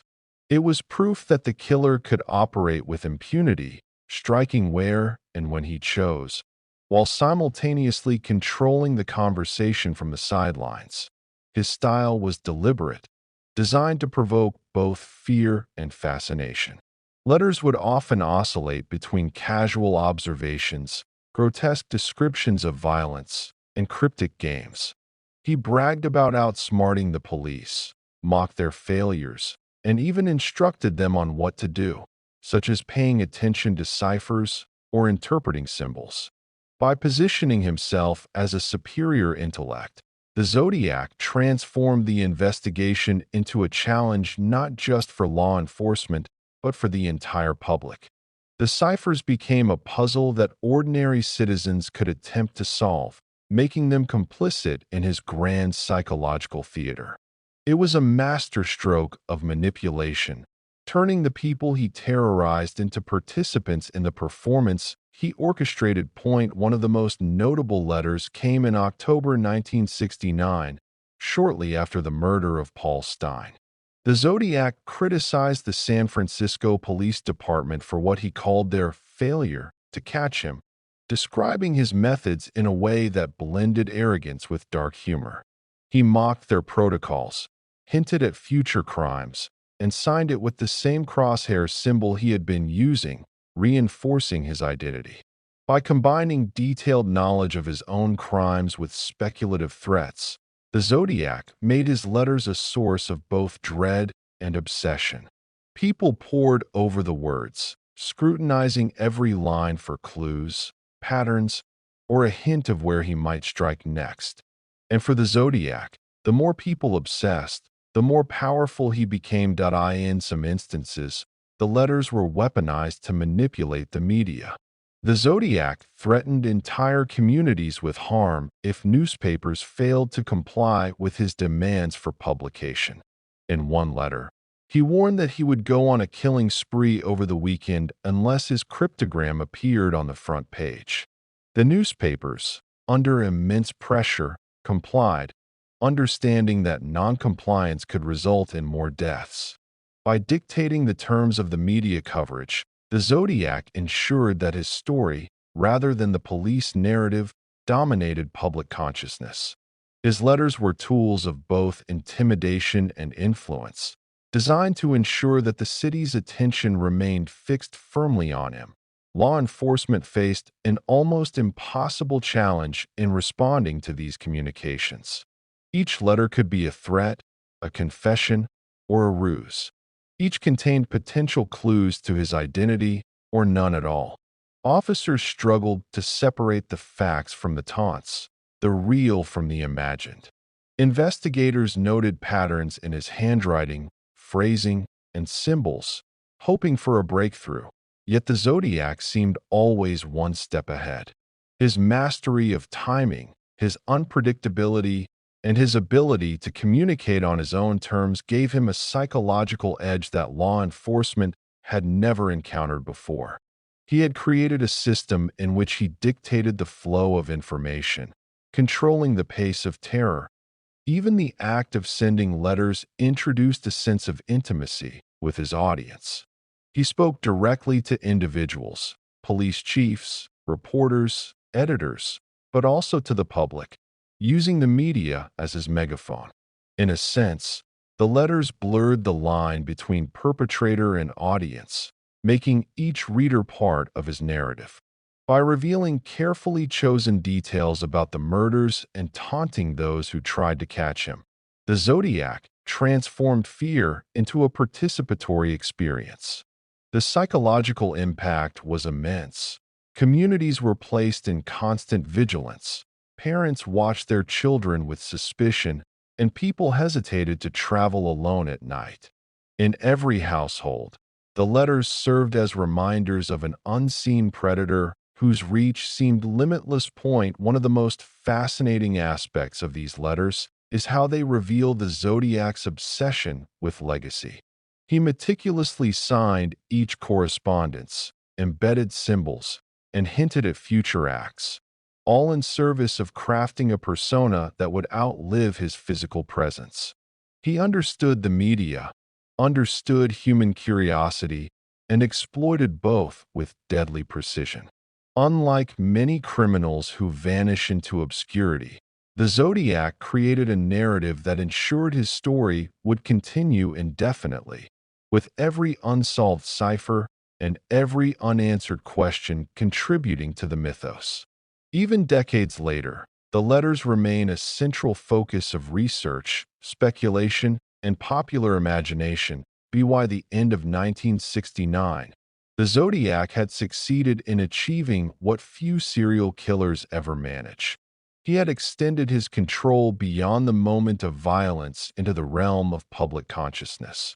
His letters were not just communications. They were instruments of power, psychological warfare that transformed a city into both stage and audience. Every threat, Every taunt and every puzzle reinforced the image of a man who could strike anywhere, at any time, while laughing from the shadows.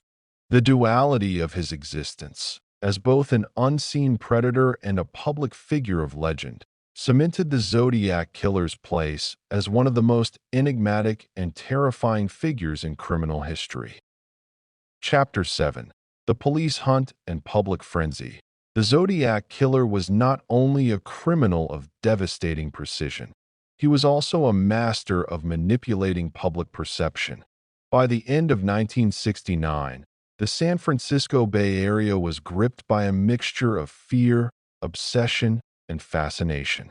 Residents could no longer drive along dark roads without looking over their shoulders.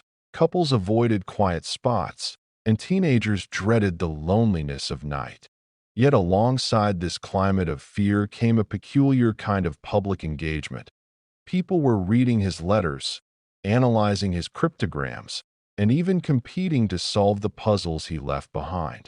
The Zodiac had managed to make the world his stage, but the real performance, the cat-and-mouse game with law enforcement, was just beginning. Law enforcement agencies faced unprecedented challenges in their pursuit of the Zodiac. The initial crimes, David Faraday and Betty Lou Jensen on Lake Herman Road, followed by Darlene Ferrin and Michael Mageau at Blue Rock Springs, had occurred in relatively quiet suburban areas.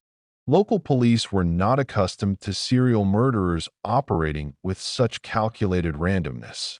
Each investigation produced tantalizing clues. Michael Mageau's descriptions of his shooter, Brian Hartnell's testimony, and, eventually, physical evidence left behind at Lake Berryessa. But as these leads accumulated, they revealed a troubling pattern. The Zodiac was not only meticulous but unpredictable, capable of eluding capture through a combination of anonymity, timing, and sheer luck. Complicating matters further was the fragmented structure of law enforcement at the time. Vallejo, Napa, and San Francisco each had their own departments, with varying protocols and communication systems. Coordination was limited, resources were scarce, and the killer's mobility across counties allowed him to exploit jurisdictional gaps. Officers would stake out likely targets, interview countless witnesses, and comb through evidence, yet the Zodiac continued to operate almost at will. The police knew he was intelligent, calculating, and strategic, but precisely how he orchestrated his movements and why he chose certain victims over others remained a mystery. The media became an unintentional partner in this tense drama. The Zodiac had recognized the power of newspapers to amplify fear and elevate his notoriety. By sending letters to the San Francisco Chronicle, the Vallejo Times-Herald, and other publications, he forced editors to make difficult decisions. Should they publish his threats, risking panic, or suppress them, risking further provocation? Most newspapers chose to run his letters in full, understanding that public safety depended on the community being aware of his presence, but also realizing that this meant giving him exactly what he wanted: an audience. Each published letter created a feedback loop, inflating the Zodiac's legend and placing pressure on police to act quickly and decisively. The public, meanwhile, became an unwitting extension of the investigation. Amateur detectives emerged from every corner, from office workers to students, poring over his letters and ciphers in a desperate bid to decipher his identity. People attempted to decode his messages using pen, paper, and emerging computer technologies, often devoting hours of sleep-deprived effort to unraveling his twisted symbols. Entire communities followed the news obsessively, waiting for each new cipher, each new taunt. The Zodiac's genius lay in his ability to exploit this obsession, turning fear into fascination and transforming ordinary people into participants in his game. Police departments organized task forces, combining resources from multiple agencies to try to catch him.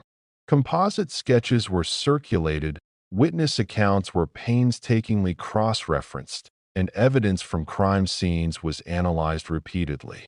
However, the Zodiac's careful planning and lack of consistent patterns often led investigators to dead ends.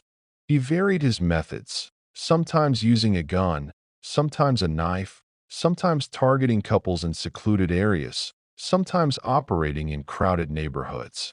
His willingness to taunt the authorities after attacks added psychological pressure, creating an urgent sense that every day without a breakthrough was a day of failure. In addition to the physical investigation, detectives struggled with the psychological profile of the Zodiac. Behavioral analysts were still a nascent field, and criminal profiling had not yet evolved into the sophisticated science we know today. Law enforcement relied on witness reports, crime scene analysis, and instinct to construct a picture of the killer. The letters offered tantalizing hints. He was intelligent, meticulous, and egotistical, likely operating alone. Yet these inferences were often contradicted by the inconsistencies in his crimes and communications. The challenge was not just identifying him, but understanding the mind behind the mask. What drove him? Why did he kill? Why did he taunt the public so relentlessly? Every unanswered question heightened both fear and fascination. Public pressure mounted as well. Parents, students, and residents demanded action. Nighttime curfews were suggested. Police held press conferences. Volunteers patrolled areas thought to be high risk. The Zodiac's letters had transformed law enforcement into a visible target of scrutiny. Every unsolved case, every unanswered cipher, and every new threat amplified scrutiny and criticism. In many ways, the Zodiac was not just eluding capture. He was directing the narrative, ensuring that every failure of law enforcement was magnified and remembered at the same time. The killer's interactions with the press revealed a calculated understanding of human psychology. By sending letters with ciphers, boasting of unconfirmed murders, or providing physical evidence like Paul Stein's shirt, he manipulated attention and expectation.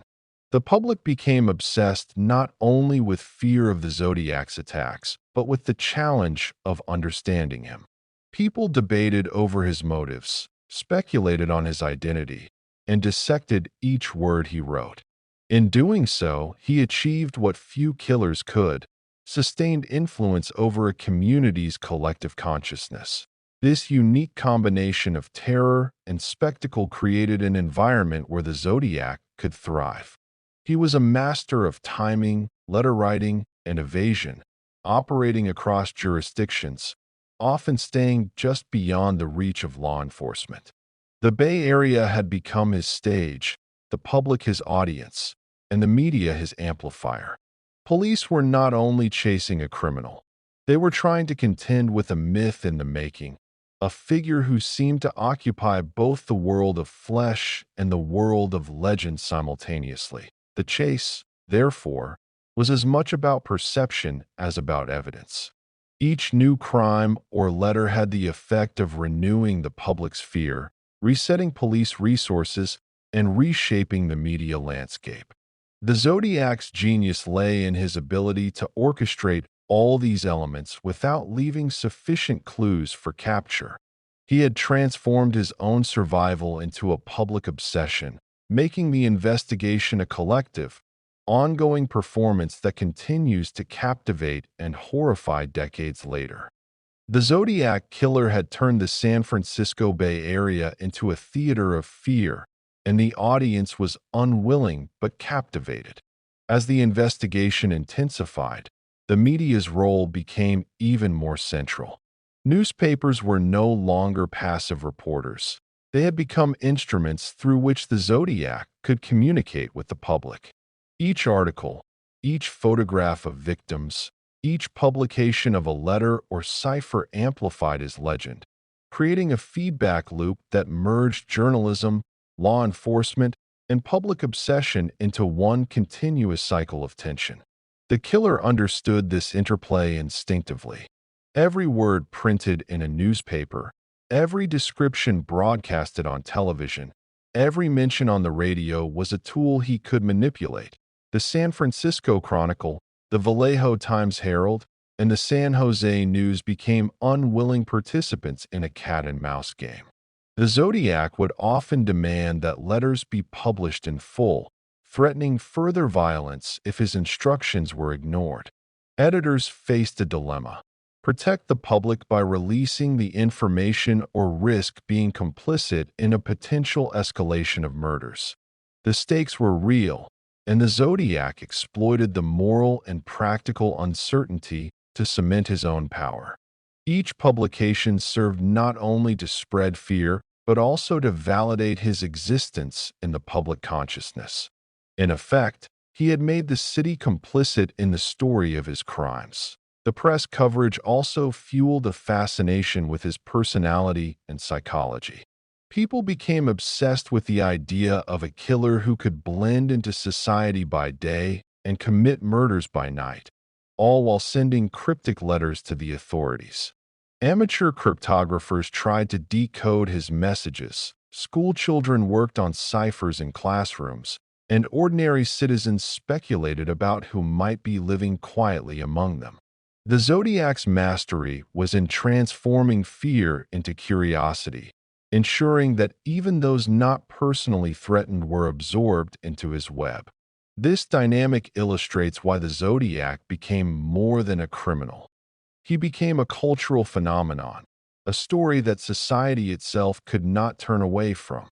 The letters, in particular, played a dual role. They were both evidence and performance. Each correspondence demonstrated his intelligence, his attention to detail, and his obsession with control. The letters often contained knowledge of the murders that only the killer could know, which simultaneously confirmed his identity and terrified investigators. At the same time, the cryptograms created an intellectual challenge for the public, inviting everyone into a participatory game of decoding the mind of a murderer. This blending of threat and intrigue kept the Zodiac constantly in the public eye, ensuring that every unsolved cipher added layers to his legend. Police, meanwhile, faced unprecedented scrutiny and pressure. The public demanded arrests, parents feared for their children, city officials wanted results. Investigators had to balance the immediate need to protect residents with the long-term strategy of capturing an elusive and highly intelligent killer. They relied on witness statements, composite sketches, forensic evidence, and tips from citizens. Yet the Zodiac's careful planning and inconsistent patterns often led to frustrating dead ends.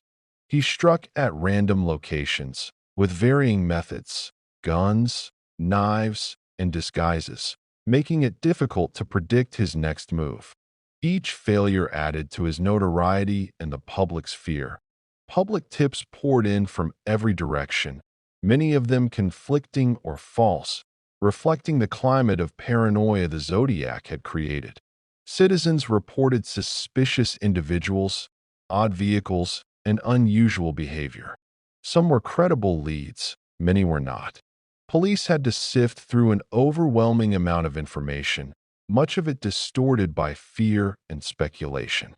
In some cases, these reports helped narrow down potential suspects, but more often they created confusion, wasting precious resources and time. The Zodiac had effectively weaponized the city's anxiety, turning everyday citizens into unwitting participants in his own game of cat-and-mouse point. One of the most chilling aspects of this public frenzy was the effect on ordinary routines. Parents forbade their children from walking or biking alone. Couples avoided parks, beaches, and quiet roads. Even seemingly mundane activities like taking a taxi or driving at night were imbued with tension. The Zodiac had managed to extend the reach of his terror far beyond the immediate crime scenes, instilling anxiety and suspicion throughout entire neighborhoods. This omnipresent sense of threat made him a psychological force as much as a physical one. The streets themselves seemed unsafe, and the killer's legend was reinforced every time someone altered their daily behavior in response to his letters or the news reports. The media frenzy also gave rise to a unique phenomenon: amateur detectives. People from all walks of life, driven by fear and curiosity, began analyzing letters, ciphers, and crime scenes with painstaking detail. Teachers, students, and ordinary citizens spent hours attempting to decipher the cryptograms, hoping to catch the Zodiac before he struck again. In doing so, the killer's psychological influence spread even further.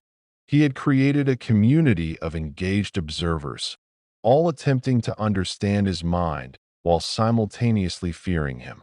This obsession became a defining feature of his legend and ensured that even decades later, the Zodiac remained a focal point of fascination and study. Despite these efforts, law enforcement never managed to capture him. Every new clue seemed to evaporate, every lead went cold, and each new letter renewed the sense of urgency and dread. The Zodiac had succeeded in making himself both the hunted and the hunter, controlling how the public and police perceived him while continuing to strike unpredictably.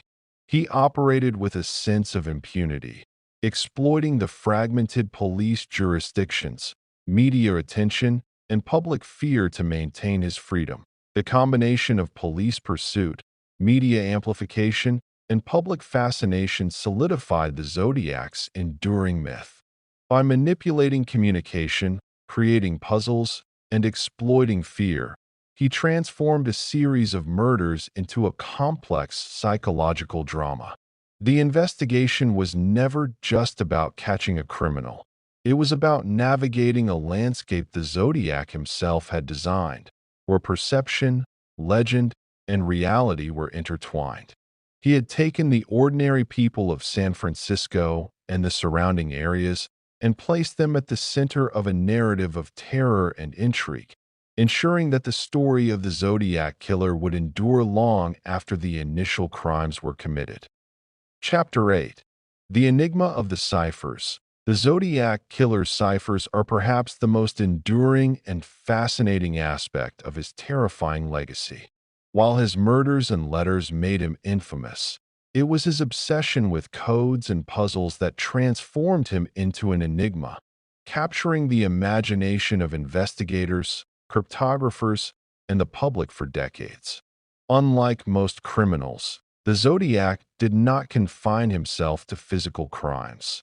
He extended his reach into the intellectual realm, challenging anyone who would dare to decipher his mind. These ciphers were not merely tools of communication. They were carefully crafted instruments of fear, attention, and psychological manipulation, each one reinforcing his myth while taunting law enforcement and the public alike.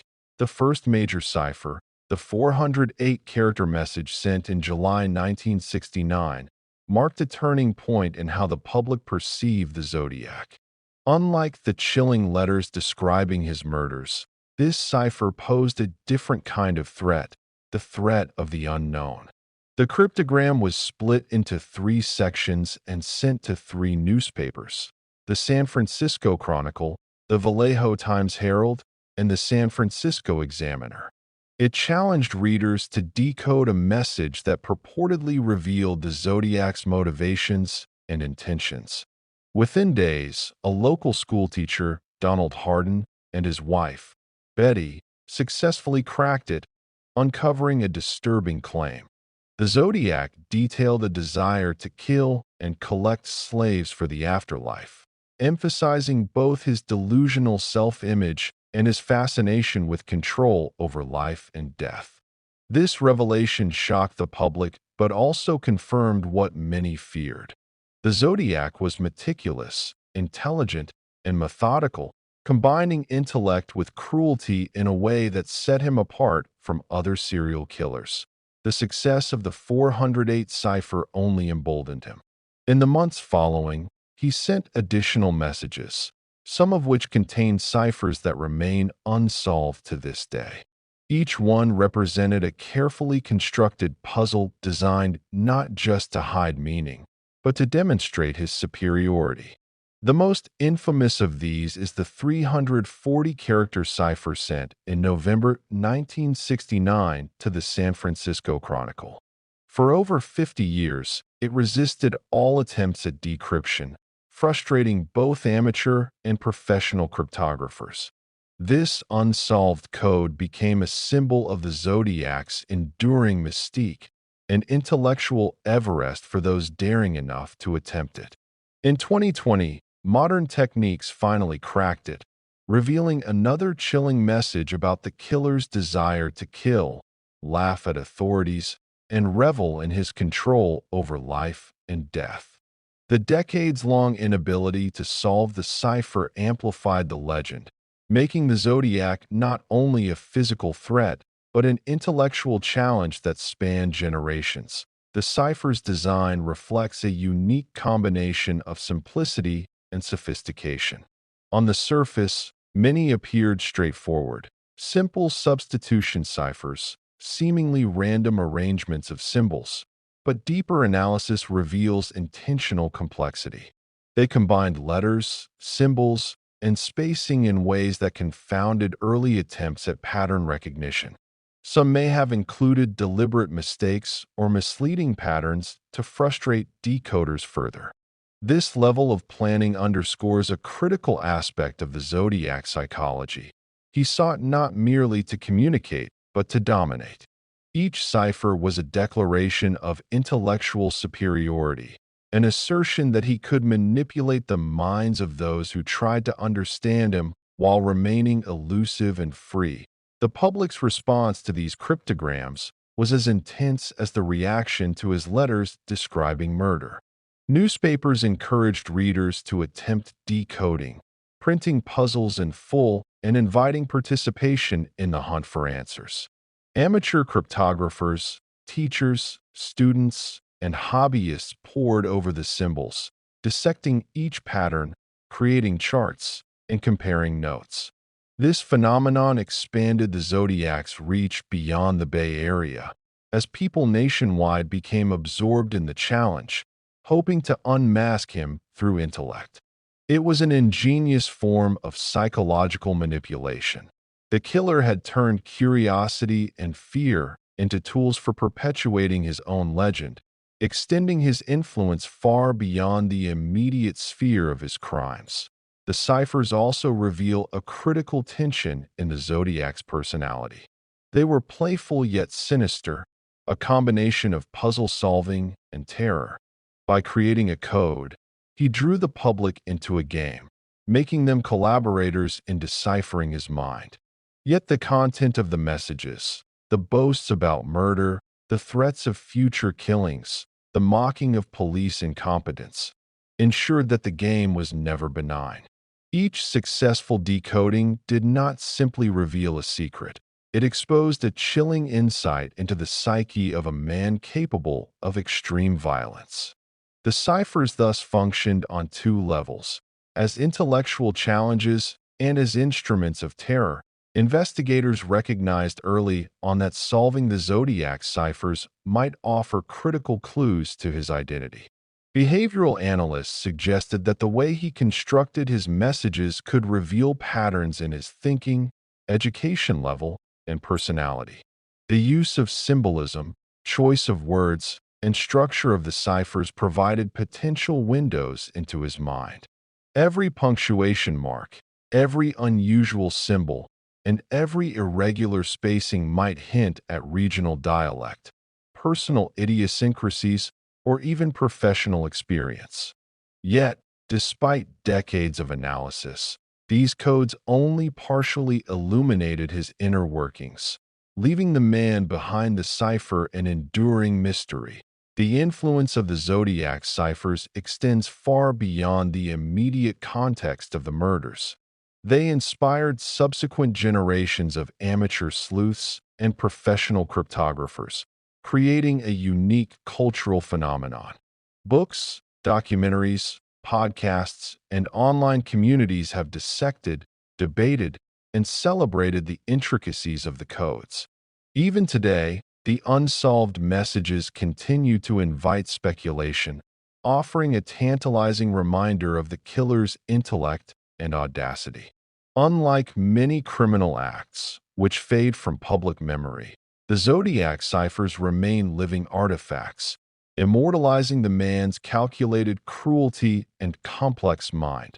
Ultimately, the Zodiac ciphers exemplify his mastery of both fear and fascination. They transformed ordinary citizens into participants in his psychological game, extended his influence beyond his immediate victims, and cemented his status as a criminal legend. He was no longer just a murderer. He was a thinker, a performer, and a manipulator of minds. By blending intellect, terror, and control, the Zodiac ensured that his story would endure, captivating and haunting generations who attempt, and often fail, to decode the full extent of his enigma. While the first ciphers provided glimpses into the Zodiac Killer's mind, the later cryptograms, particularly the infamous 340-character cipher, became symbols of both frustration and fascination for decades. Sent in November 1969 to the San Francisco Chronicle, the 340-character cipher resisted every attempt at decryption for more than 50 years. Unlike the initial 408-character cipher, which had been cracked relatively quickly, this code combined letters, symbols, and irregular spacing in ways that confounded even the most determined cryptographers. Its elusive nature only added to the Zodiac's legend, transforming him from a local menace into a figure of enduring mystery. A criminal whose influence would persist far beyond the events of the late 1960s and early 1970s, that the content of the unsolved cipher remained unknown, and speculation ran rampant. Some suggested that the cipher contained personal details about the killer, perhaps even hints of his identity or occupation. Others believed it was a more abstract expression of his fantasies, designed to taunt law enforcement and the public while revealing little of practical value. This uncertainty became part of the terror he wielded, the knowledge that he had left behind a puzzle, a message that only he could fully understand, and that its mystery could haunt generations. Cryptographers, amateur sleuths, and hobbyists alike spent decades attempting to decode the message, some devoting entire careers to understanding the Zodiac's methods. The pursuit of the cipher became a story in itself, a meta-narrative in which the hunt for meaning mirrored the pursuit of the man himself. Finally, in December 2020, modern techniques, aided by computational algorithms and collaborative online analysis, succeeded in cracking the 340-character cipher. The message revealed chilling details of the Zodiac's mindset. He boasted of his murders, spoke of enjoyment derived from killing, and emphasized his sense of power over those he targeted. The content confirmed what many had suspected. His killings were not random acts of rage, but deliberate, calculated expressions of control and identity. The decryption offered no name, no definitive clue to his identity, but it confirmed that the Zodiac was a methodical manipulator of both action and perception, someone who understood the profound psychological impact of his communications. The act of solving this cipher decades later illustrates the lasting legacy of the Zodiac's mind games. He had created a challenge that transcended time, drawing in modern technology and a new generation of cryptographers long after his active period of violence had ended. In essence, the Zodiac achieved a form of immortality. The world remained obsessed with deciphering him, a testament to his enduring intellect and meticulous planning. The ciphers were more than puzzles. They were a bridge between past and present, allowing his psychological influence to persist long after he vanished from physical view. The complexity of the Zodiac's codes reveals a man who thrived on control, not merely over life and death, but over perception itself. He transformed letters and symbols into instruments of terror, drawing in experts and laypeople alike to participate in his psychological experiment. He understood that fear could be extended beyond the immediate impact of murder, and he leveraged this knowledge to dominate the narrative. Every cipher, solved or unsolved, acted as both a statement of identity and a declaration of power. In doing so, he elevated himself from the realm of criminality to the realm of legend, a shadowy figure who haunted the collective imagination of a city, a nation, and, eventually, the world. The Zodiac ciphers also provide insight into his obsession with immortality and recognition. While murders might be remembered locally or fade with time, cryptograms have the capacity to endure indefinitely. By embedding threats, boasts, and puzzles into the public domain, he ensured that curiosity and fear would continue long after the events themselves. Every decoding effort, every analysis, every discussion in classrooms or online forums became part of his extended performance.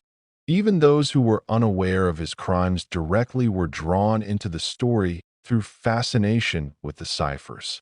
This ability to manipulate generations speaks to an unprecedented level of psychological control rarely seen in criminal history. The continued fascination with the Zodiac ciphers also highlights their cultural impact.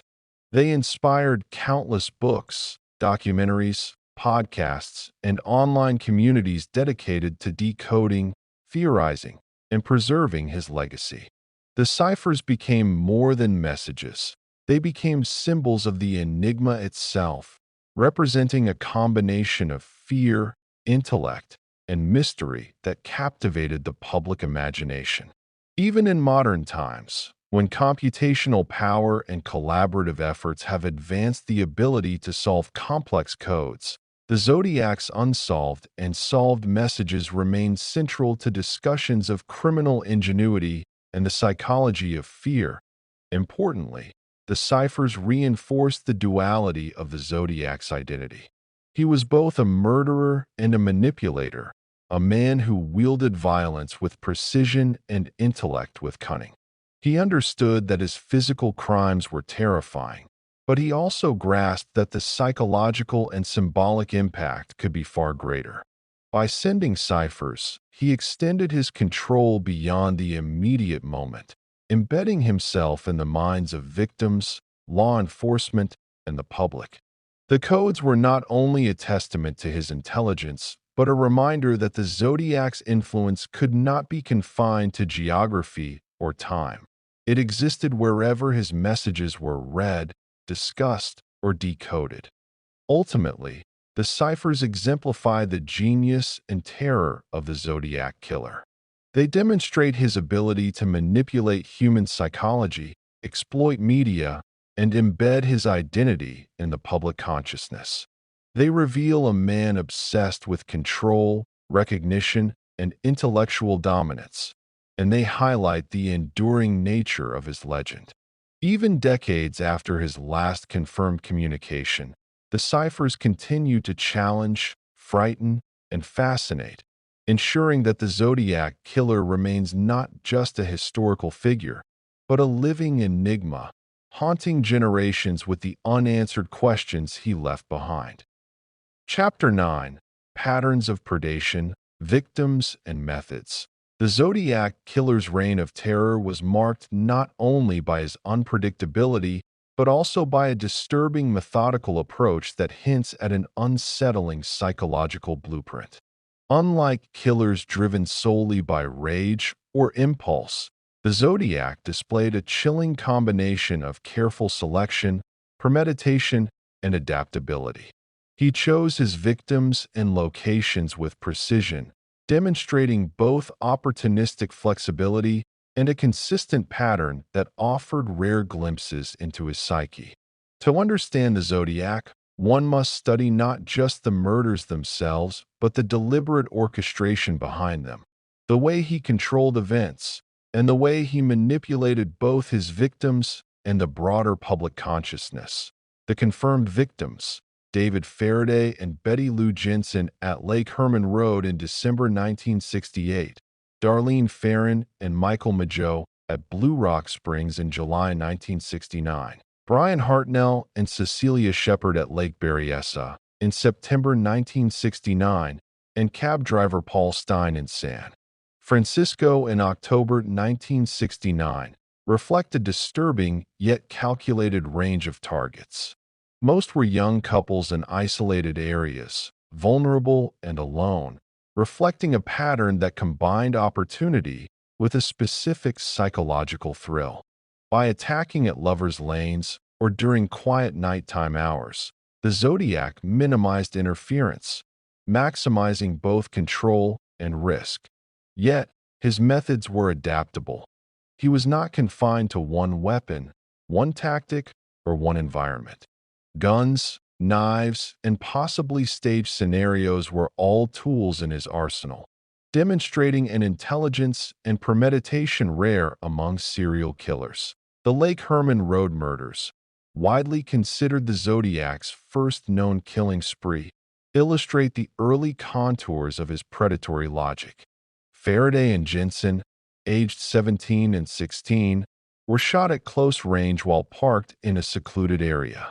The attack was swift, executed with a level of clinical precision that suggested preparation rather than impulsivity. There was no known motive beyond the thrill of dominance and control. This pattern continued at Blue Rock Springs, where Ferrin and Mageau were targeted in a similar setting. Yet, what sets these crimes apart is the survivor. Michael Mageau lived, providing one of the earliest eyewitness accounts of the killer. He described a man of medium build, young to middle-aged, with a calm demeanor even during the attack. Mageau's survival would later be instrumental in creating composite sketches, offering law enforcement a fleeting glimpse into the face behind the legend. Lake Berryessa, in September 1969, represents the Zodiac's most theatrical and ritualized attack. Brian Hartnell and Cecilia Shepard were tied up and stabbed multiple times by a figure wearing a hood emblazoned with a crosshair symbol. Unlike previous shootings, this attack was intimate, prolonged, and symbolic. The killer explained his actions verbally, instructing the couple while simultaneously asserting dominance.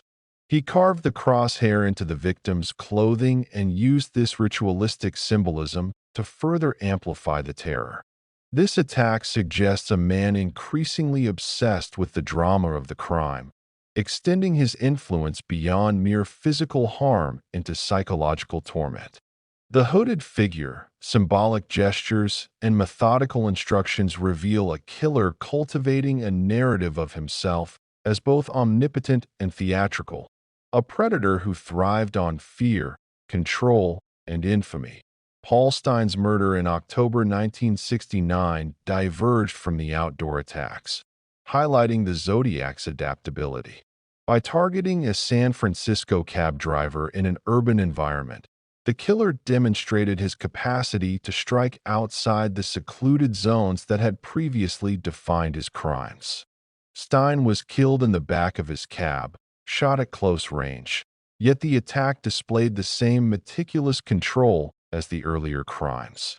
The killer left a piece of Stein's bloodied shirt with a letter to the press, merging crime scene evidence with psychological manipulation.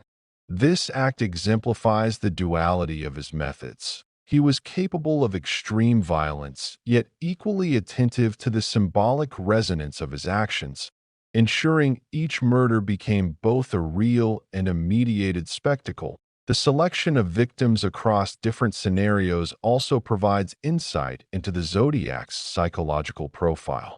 Couples in isolated areas represented vulnerability, intimacy, and perhaps a projection of his own frustrations or obsessions. By targeting young lovers, he asserted dominance over not only life, but emotional safety, striking at moments of trust and intimacy.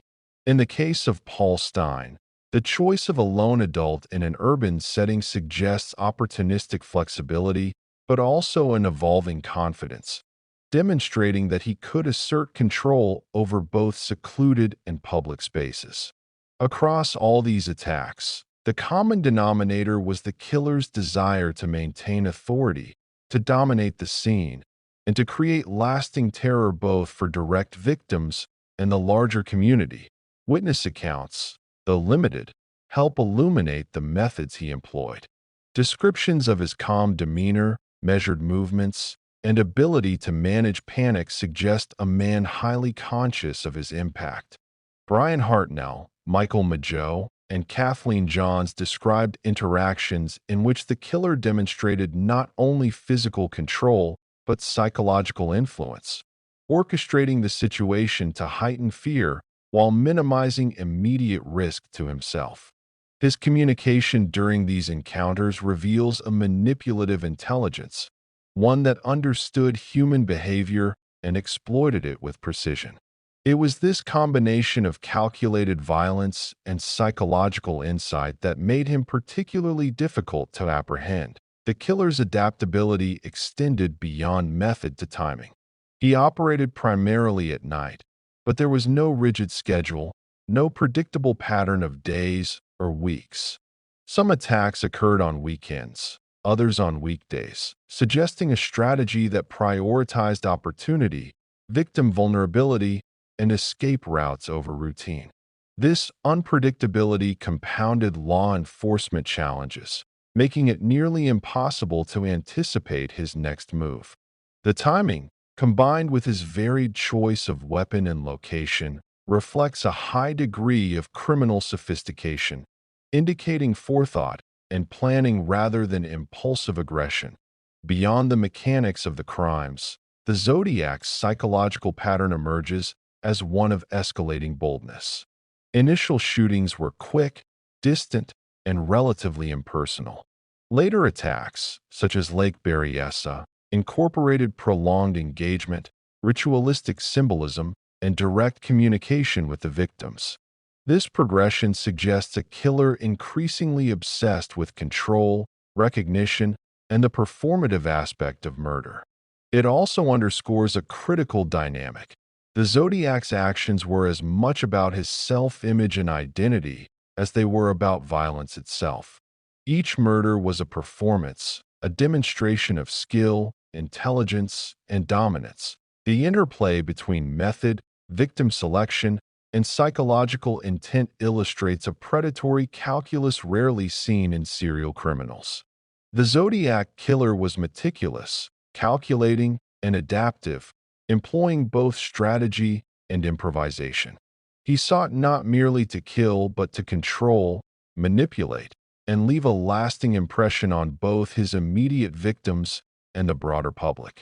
His attacks were carefully orchestrated events designed to maximize fear, assert dominance, and cultivate the legend that would ensure his notoriety for decades to come.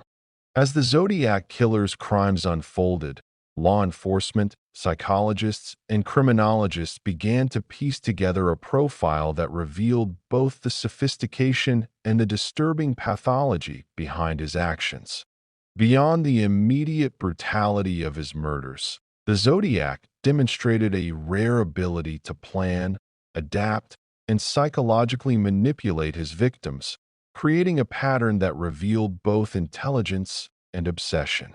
His methods, while seemingly random at times, were underpinned by principles of control, escalation, and visibility, an interplay that allowed him to dominate not only the immediate crime scene, but the collective imagination of the public. The Zodiac's predatory behavior reveals a distinct psychological signature. He selected victims who were vulnerable yet symbolic, young couples alone in isolated areas, or individuals in positions of relative trust, such as Paul Stein in his taxi. These choices reflect a desire not only for opportunity, but for dominance over innocence and intimacy. By targeting pairs, he was able to assert control over relational dynamics, disrupting the trust and security that couples naturally share. The psychological impact of such attacks is profound, extending the trauma beyond the individual victims to the broader community. Each crime created a ripple effect, instilling fear, suspicion, and hypervigilance among ordinary citizens. Analyzing his crime scenes also reveals meticulous planning and adaptability. The Zodiac did not confine himself to one weapon, location, or method. He combined firearms and knives, indoor and outdoor settings, and both abrupt and prolonged attacks. This versatility made him unpredictable and difficult to apprehend. At Lake Berryessa, for instance, he staged a prolonged encounter, binding and stabbing the victims while communicating directly with them, a level of engagement that contrasted sharply with the rapid, distant shootings of Lake Herman Road and Blue Rock Springs. This escalation in method reflects not only growing confidence, but also an obsession with control and theatricality, suggesting that the act of killing was inseparable from the psychological drama he created. One of the most striking features of his behavior was his ability to manage fear and tension. Survivors such as Michael Mageau and Brian Hartnell consistently described a calm, methodical demeanor, even in moments of extreme danger. The Zodiac seemed to understand human psychology instinctively, manipulating victims' fear to maintain dominance. His presence was commanding, his instructions precise, and his timing deliberate.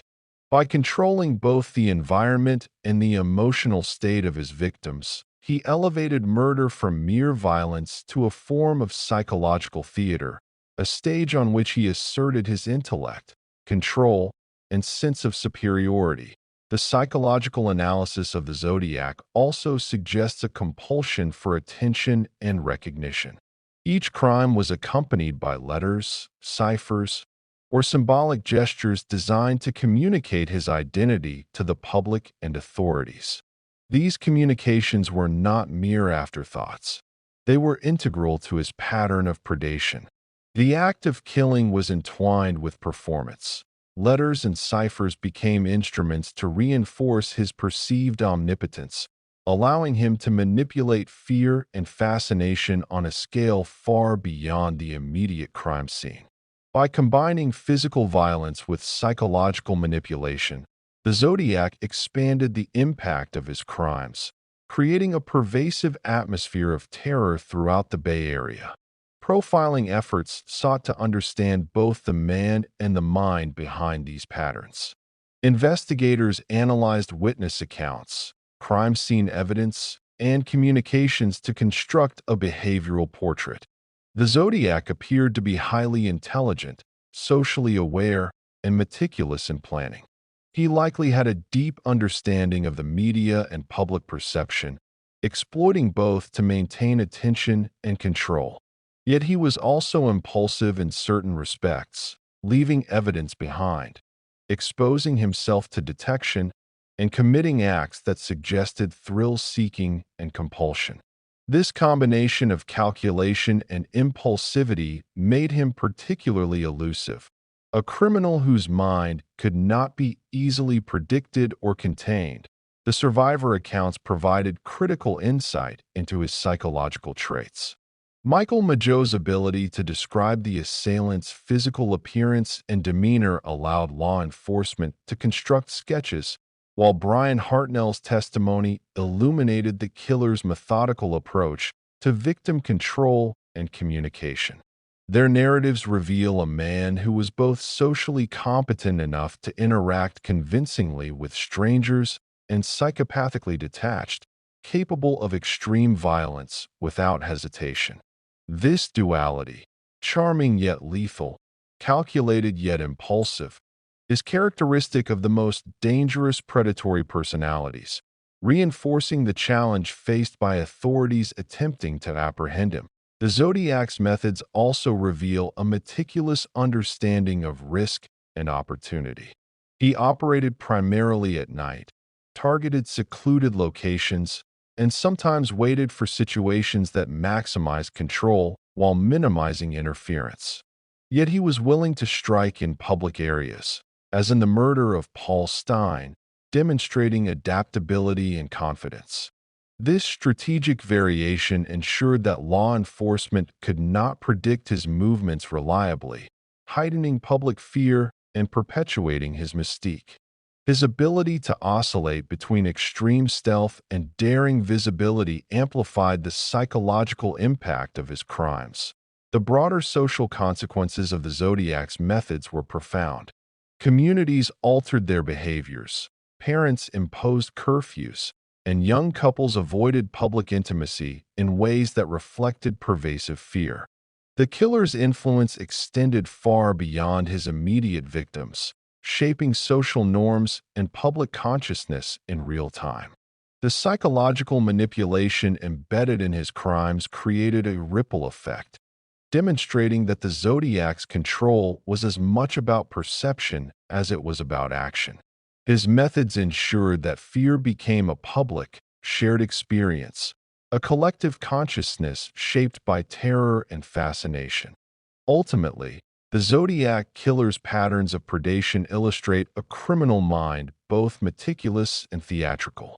He combined adaptability, psychological insight, and strategic planning to create a series of murders that were both acts of physical violence and instruments of psychological terror. By selecting victims thoughtfully, varying his methods, and controlling both crime scenes and public perception, he asserted dominance over life, fear, and narrative. The Zodiac was not merely a killer. He was a master manipulator of both action and perception, a predator whose influence extended far beyond the immediate moment of violence. His crimes, methods, and psychological impact continue to be studied, debated, and feared, cementing his place as one of history's most enigmatic and chilling figures. Chapter 10. The investigation intensifies. Law enforcement challenges. The Zodiac Killer's spree presented law enforcement with one of the most complex and frustrating cases in American criminal history. From the outset, authorities faced challenges that transcended ordinary homicide investigations. Multiple jurisdictions, sparse evidence, and a criminal whose cunning extended beyond physical violence into the psychological realm. The killer's ability to move fluidly across county lines in the San Francisco Bay Area created a fragmented investigative landscape, with Vallejo, Napa, and San Francisco police departments each pursuing leads within their own operational constraints. Coordination between agencies was limited, communication was imperfect, and the killer exploited these gaps to evade capture repeatedly, ensuring that fear and frustration multiplied alongside his notoriety. The early investigations relied heavily on eyewitness accounts, particularly the descriptions provided by survivors such as Michael Mageau and Brian Hartnell.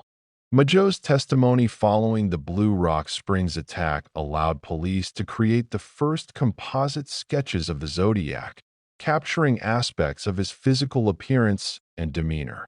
Witness statements suggested a man in his late 20s to early 30s, medium build, and average height, with brown hair and a calm, calculated presence.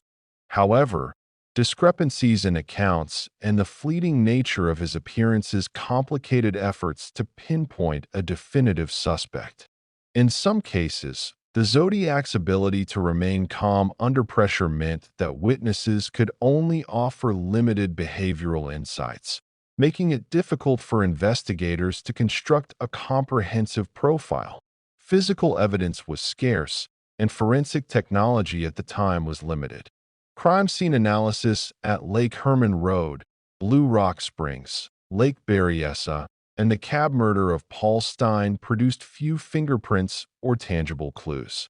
Ballistics could link certain shootings, and Stein's bloodied shirt provided concrete proof of the crime, but the overall lack of definitive forensic evidence allowed the Zodiac to remain at large.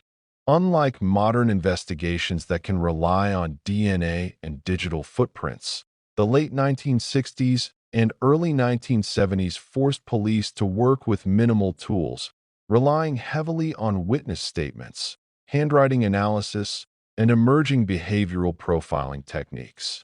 The technological limitations compounded the difficulty, giving the Zodiac an advantage he was quick to exploit. The letters sent to newspapers added a unique dimension to the investigation. Each correspondence contained a mix of threats, boasting, and cryptograms, which simultaneously complicated and informed the police pursuit. On one hand, these letters provided insight into the killer's psychology, his level of intelligence, and even the sequence of his crimes. On the other hand, they served as deliberate distractions and taunts, drawing attention to the Zodiac's perceived omnipotence and amplifying public fear. The requirement to respond carefully to each communication, coupled with the pressure to make progress in capturing him, created a continuous tension in law enforcement, where every day brought new challenges and new public scrutiny.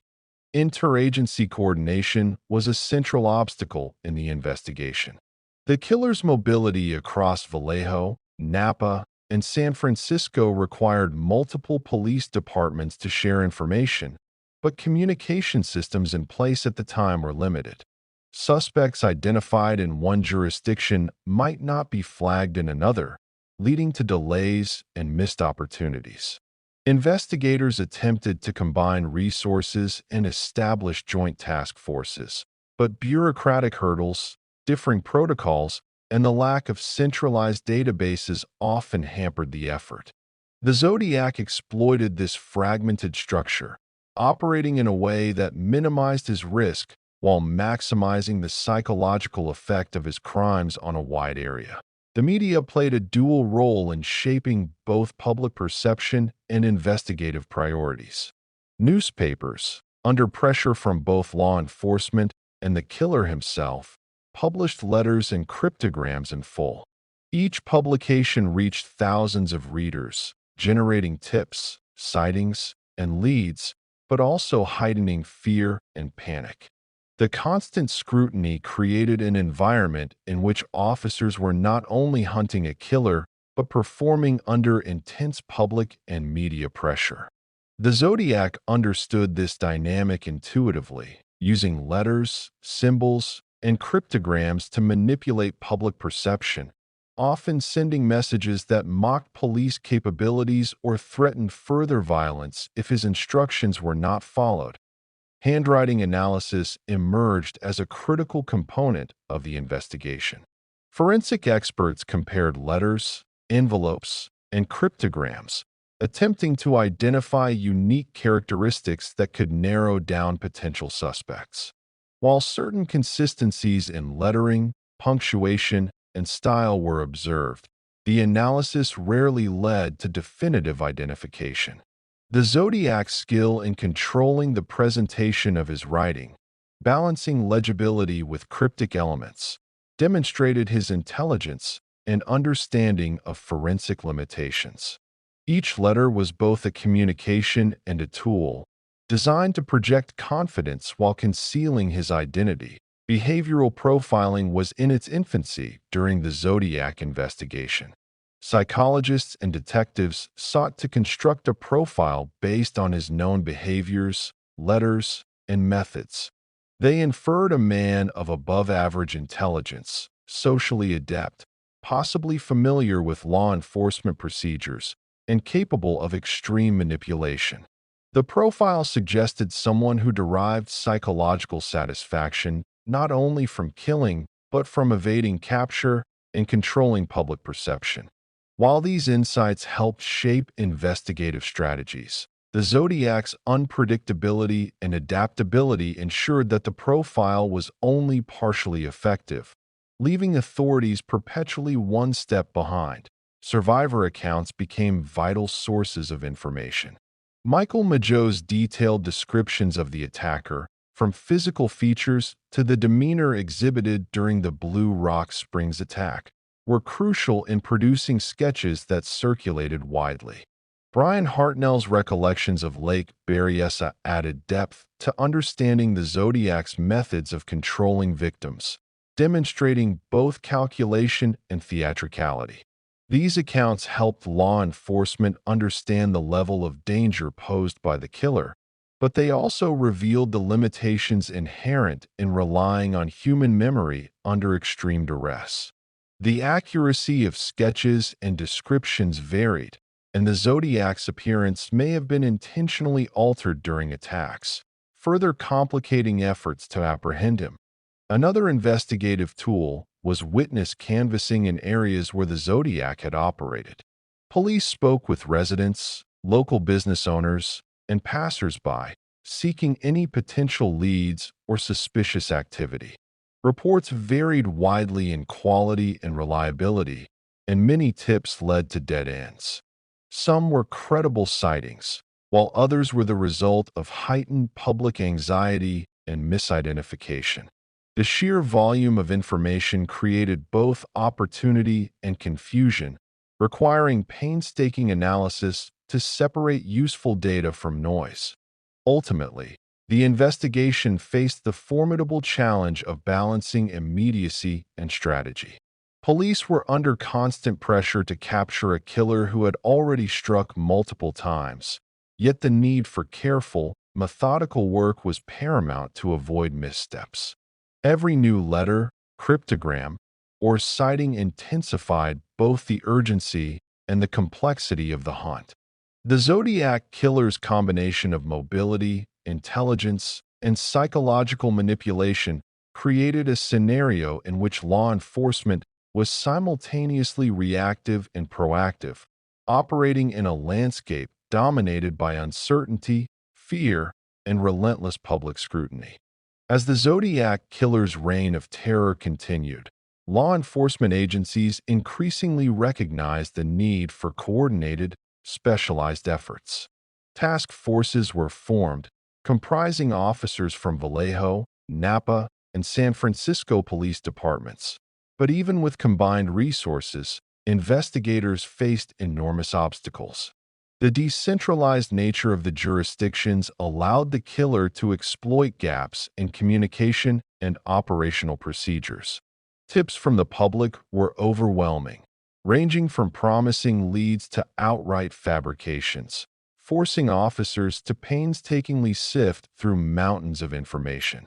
Every reported sighting, every suspicious vehicle, and every potential connection had to be verified, yet most resulted in dead ends. Underscoring the killer's meticulous ability to elude capture, forensic techniques at the time were limited but evolving. Handwriting analysis was critical in connecting letters to potential suspects, although the Zodiac's controlled and deliberate penmanship complicated this process. Blood and ballistic evidence provided limited avenues for identification, and the absence of modern DNA testing meant investigators had to rely heavily on observable details and circumstantial clues. The recovery of Paul Stein's bloodied shirt after the San Francisco cab murder offered one of the few tangible pieces of evidence. Yet even this was insufficient to definitively identify the killer. The Zodiac's careful disposal of physical traces, gloves, clean exits, and the selective use of weaponry further hindered forensic efforts, highlighting both his criminal acumen and understanding of investigative limitations. Behavioral profiling became an essential, though imperfect, tool. Early criminal psychologists attempted to build a profile based on the killer's patterns, victim selection, and communications. They identified traits suggestive of intelligence, manipulation, and a deep-seated desire for attention and control. The Zodiac appeared capable of blending into society, demonstrating a calm and persuasive demeanor when interacting with victims or potential witnesses. Yet he exhibited psychopathic tendencies, including a lack of empathy, thrill-seeking, and a compulsion to taunt authorities. While the profile helped narrow certain suspect lists, The inherent unpredictability of the Zodiac limited its effectiveness, demonstrating the challenge of using behavioral science in a case defined by calculated chaos. The killer's letters and cryptograms continued to dominate the investigation. Each correspondence represented both evidence and manipulation, forcing police to treat communication as both a clue and a potential distraction. The ciphers demanded expert analysis, diverting resources toward decoding attempts while the public's attention remained captivated by each puzzle. This dual role, both taunting the authorities and providing investigative leads, showcases the Zodiac's mastery of psychological warfare. He was not merely evading capture. He was shaping the narrative of his crimes, controlling the flow of information, and ensuring that law enforcement and the public were entwined in a continuous cycle of fear and fascination. Despite the challenges, investigators made several key attempts to apprehend the Zodiac. Composite sketches were widely circulated in newspapers, and neighborhoods were canvassed extensively. Patrols increased in suspected hotspots, and police sought to identify patterns in vehicle sightings, pedestrian reports, and unusual activity near crime scenes. Each of these measures demonstrated a blend of proactive strategy and reactive necessity, yet the Zodiac's ability to vary his approach, changing locations, weapons, and times, undermined these efforts. He was a criminal who understood both the tactical and psychological dimensions of evasion, ensuring that every investigative attempt was met with a countermeasure, deliberate or otherwise. Public engagement became a double-edged sword. Tips from citizens sometimes led to valuable information, such as potential suspect identifications or witness testimonies, yet many were the product of fear, speculation, or hoaxes. The overwhelming volume of input required officers to develop rigorous verification procedures, slowing the investigative process. At the same time, the Zodiac's letters encouraged participation, offering cryptograms and challenges that invited the public into the narrative. By drawing people into his psychological game, the killer extended his influence beyond the immediate scope of his murders, creating a climate in which fear, curiosity, and obsession coexisted and reinforced one another. Interagency coordination, while critical, was never fully seamless. Differences in protocol, bureaucratic limitations, and geographic jurisdiction made collaboration difficult.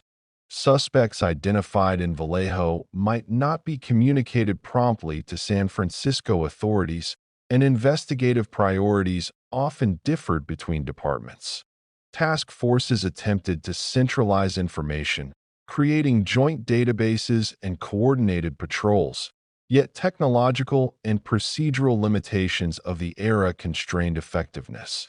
The Zodiac exploited these structural weaknesses, striking in ways that maximized both physical and psychological advantage, while minimizing the risk of apprehension.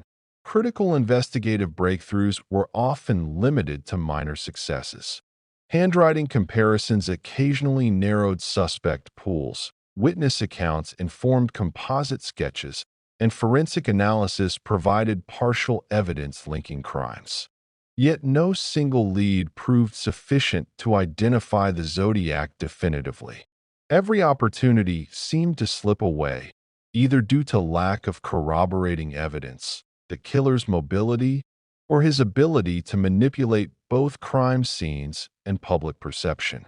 The frustration of law enforcement became a defining feature of the case, illustrating how a calculated, intelligent criminal could maintain dominance even without physical control over territory or victims. The Zodiac Killer's manipulation extended beyond his immediate victims to the investigative process itself. By communicating directly with newspapers and authorities, he forced law enforcement to respond, diverting attention and resources while amplifying his notoriety. Each letter became both a taunt and a test, compelling police to act while simultaneously demonstrating his perceived superiority. This blend of criminal ingenuity and psychological manipulation created an extraordinary challenge, as officers were not merely pursuing a murderer.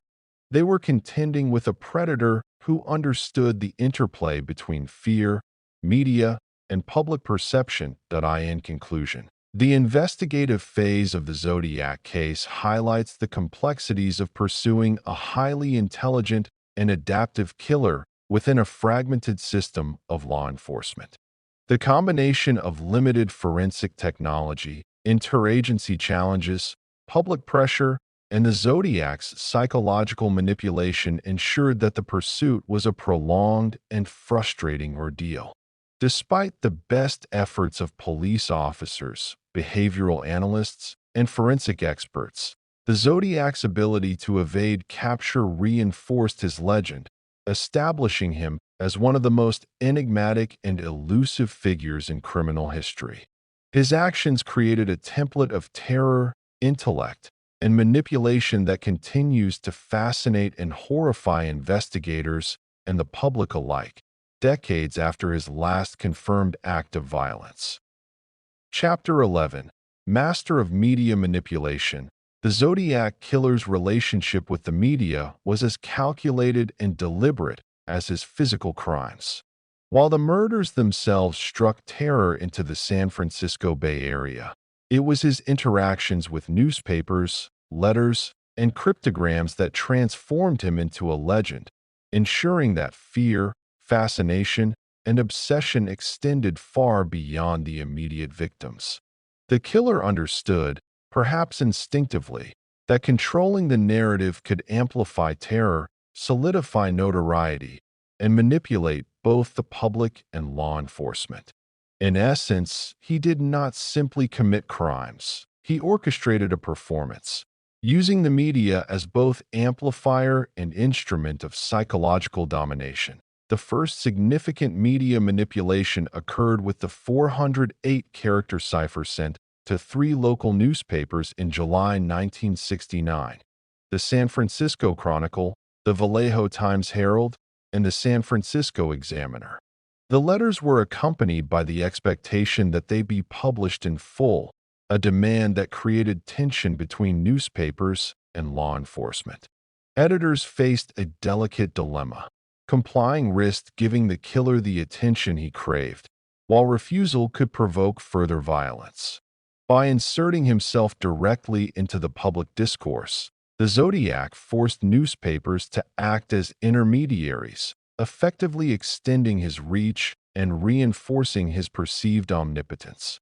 The letters did more than convey messages. They commanded attention, manipulated behavior, and heightened the sense of imminent threat. The publication of these letters had a profound social effect. Readers were drawn into the Zodiac's game, feeling both fear and the intellectual challenge of deciphering his cryptograms. Amateur cryptographers, students, and curious citizens eagerly attempted to solve the codes, while newspapers reported every twist and turn, creating a continuous cycle of engagement. This participatory dynamic amplified the killer's influence. Ordinary citizens, acting in good faith, became extensions of his psychological manipulation. The Zodiac had crafted a situation in which curiosity and terror were inseparable, ensuring that the legend of the killer would persist, independent of actual crimes. One of the most infamous letters, known as the Dear Editor correspondence, illustrates the interplay between threat and performance. The Zodiac detailed his murders, mocking the inability of authorities to catch him, while simultaneously taunting the public. His tone was both casual and menacing, conveying a sense of omnipotence that few could ignore. By publishing these letters, newspapers inadvertently legitimized his presence, creating a public figure out of a man whose existence had previously been confined to dark, isolated spaces. Each article, each headline, and each discussion contributed to the creation of a mythic criminal persona. one carefully curated through media manipulation. The Zodiac's strategic use of pseudonyms, cryptograms, and symbolic signatures further enhanced the effect.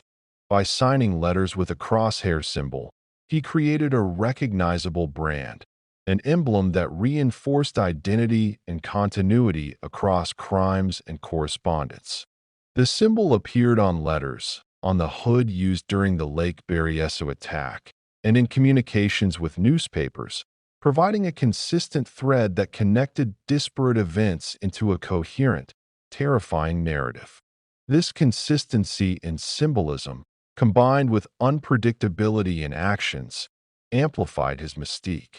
Citizens and authorities alike began to see the Zodiac not as a fleeting criminal, but as a calculated, intelligent, and omnipresent force capable of instilling fear at will. The media frenzy also encouraged intense public speculation. Letters, photographs, and ciphers were dissected and analyzed by journalists, academics, and hobbyists, each attempting to decode the Zodiac's identity and motivations. This attention, while intended to inform, also served the killer's agenda by amplifying his psychological control. Every article, every televised segment, every analysis extended his influence, allowing him to manipulate perception and maintain dominance over both the investigative process and public consciousness. The interplay of reporting and fear created a climate in which the Zodiac's presence loomed larger than any single act of violence, demonstrating his mastery of perception as a tool of terror. Another dimension of his media manipulation involved threats contingent on publication.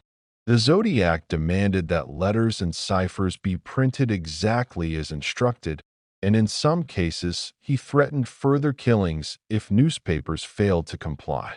This created a tension-laden environment in which media outlets had to weigh ethical considerations, public safety, and journalistic responsibility against the demands of a dangerous criminal. By controlling the dissemination of information, he not only maintained attention, but also imposed a sense of fear and urgency upon those responsible for sharing his communications. The psychological impact extended beyond immediate readership, affecting the very institutions charged with informing the public. The publication of ciphers added an intellectual dimension to his media control. Unlike traditional letters or news reports, cryptograms invited participation, drawing readers into the killer's world in a game of intellect and terror. Schools, hobbyist clubs, and private citizens all engaged in attempts to solve these puzzles, spreading the Zodiac's influence through intellectual curiosity rather than direct threat. Each unsolved cipher became a symbol of his enduring elusiveness, prolonging public fascination and ensuring that even in periods without murders, the killer remained omnipresent in the minds of citizens. This fusion of psychological terror and intellectual challenge created a dual-layered engagement, making the Zodiac both a criminal and a cultural phenomenon. The killer's media strategy was further enhanced by the selective release of information. By revealing details that only the true perpetrator could know, he validated his identity while simultaneously taunting law enforcement. These carefully crafted disclosures confirmed his presence and credibility, ensuring that every public interaction, every published letter, strengthened his reputation.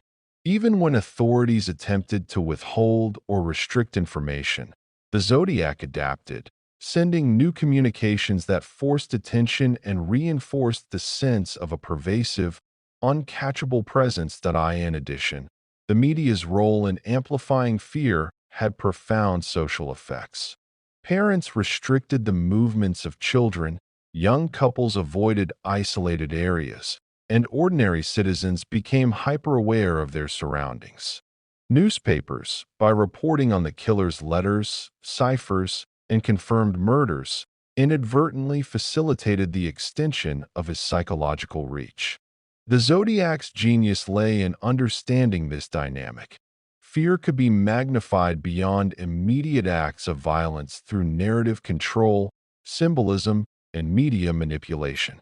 Through newspapers, letters, and cryptograms, he shaped public perception and entrenched himself as a figure whose presence was felt even in the absence of action.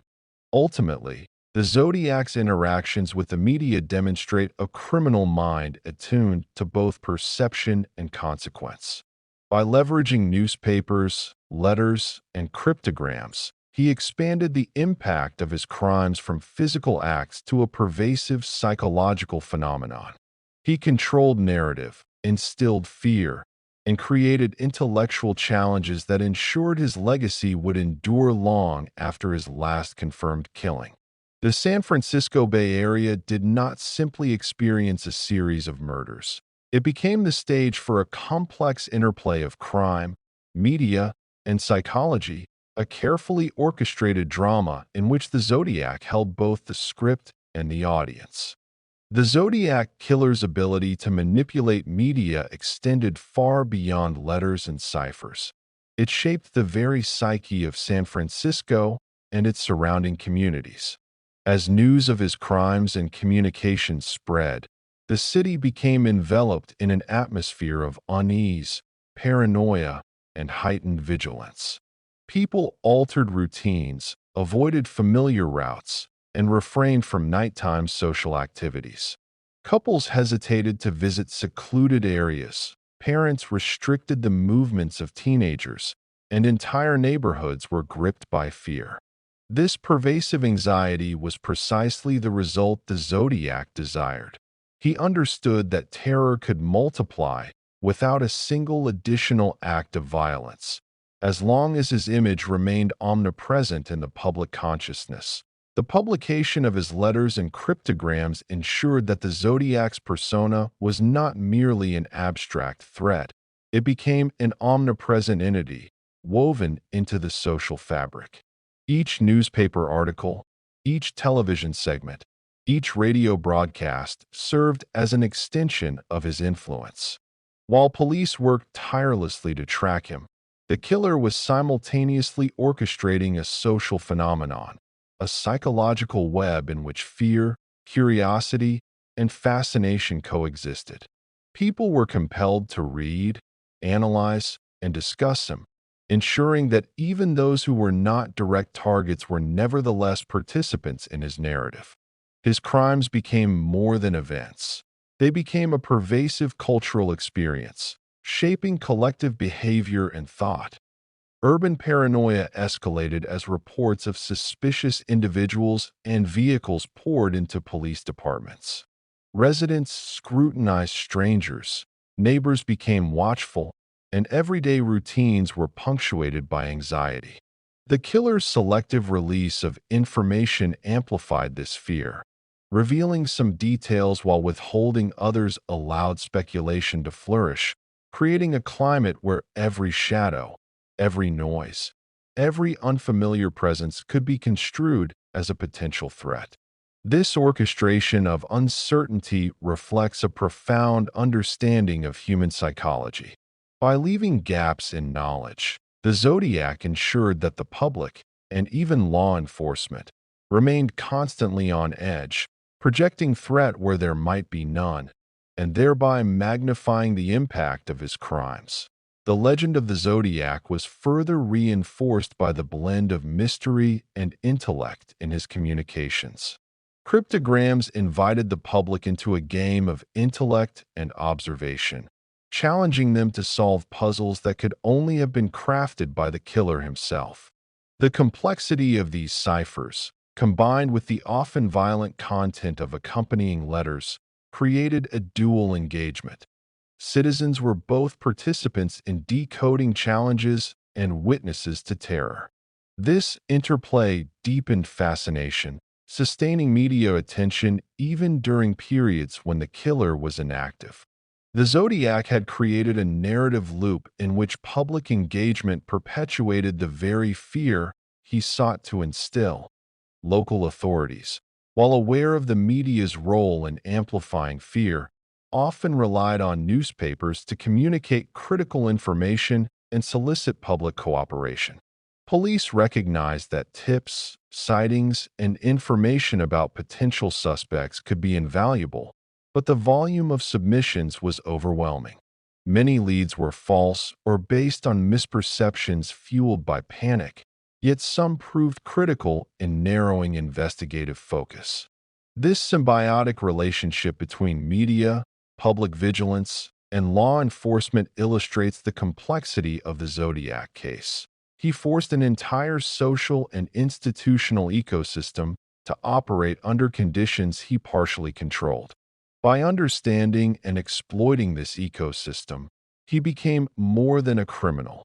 He became a phenomenon whose influence extended far beyond the tangible acts of murder.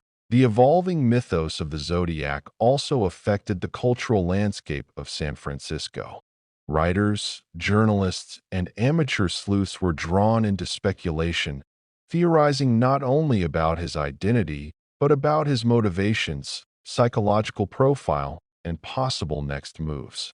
The killer's penchant for communication ensured that every solved or unsolved cipher, every letter, and every publicized detail contributed to his legend.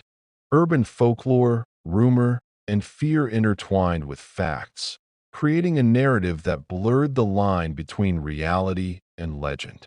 Even today, the Zodiac occupies a space in the public imagination that transcends time, geography, and the immediate context of his crimes. Psychologically, the impact of his media manipulation was profound.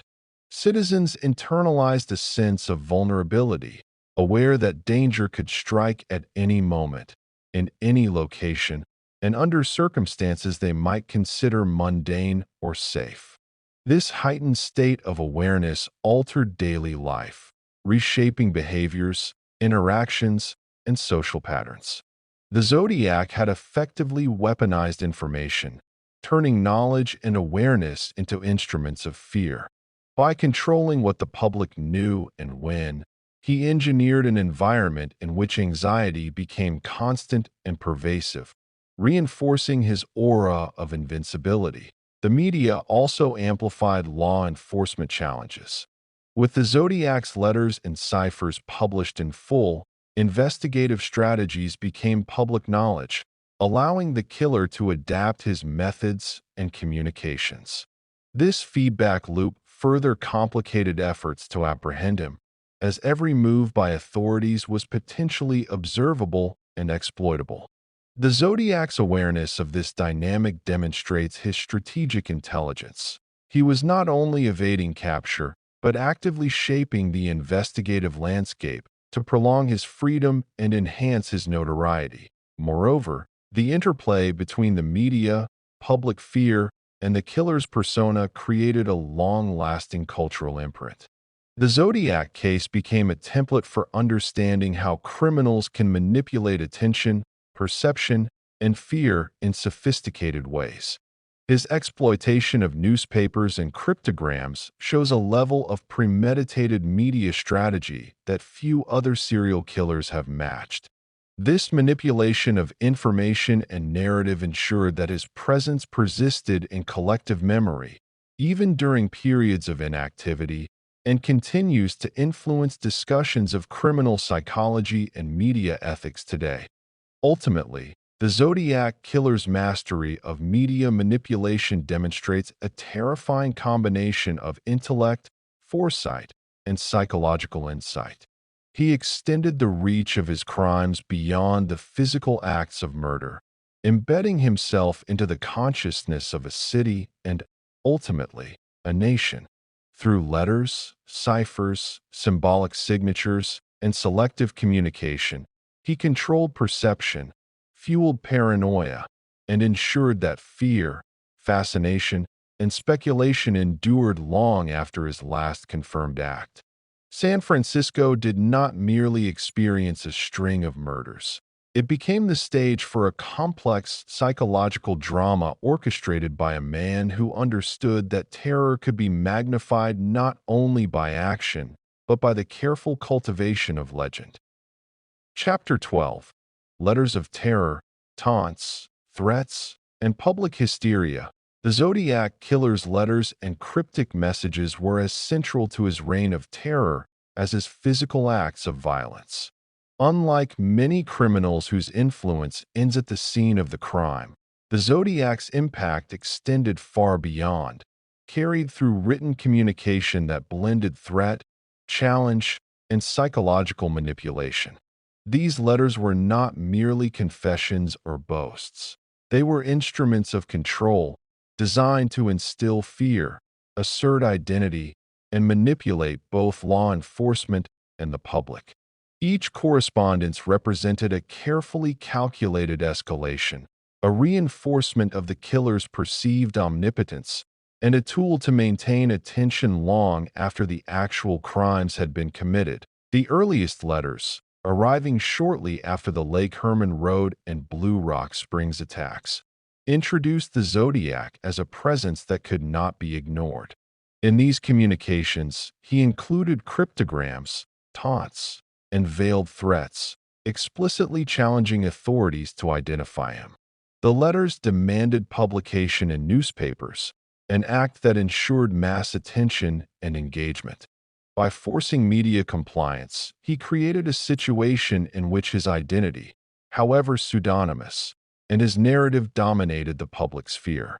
He understood that visibility magnified terror, and by orchestrating the dissemination of his communications, he elevated himself from a local menace to a figure of regional obsession. One of the most notorious correspondences was the 408-character cipher sent to the Vallejo Times-Herald, the San Francisco Chronicle, and the San Francisco Examiner in July 1969. This cipher contained a disturbing mix of cryptic symbols and straightforward text, challenging readers to decode a message that promised insight into his mind. Its content, once deciphered, revealed an unsettling combination of casual boasting, threats of future violence, and personal expression of psychological gratification derived from murder. The cryptogram was not merely a puzzle. It was an extension of the killer's identity, a means to manipulate intellect and emotion simultaneously. It demonstrated a mind capable of planning both action and narrative, blending criminality with theatrical communication. Subsequent letters escalated the psychological tension.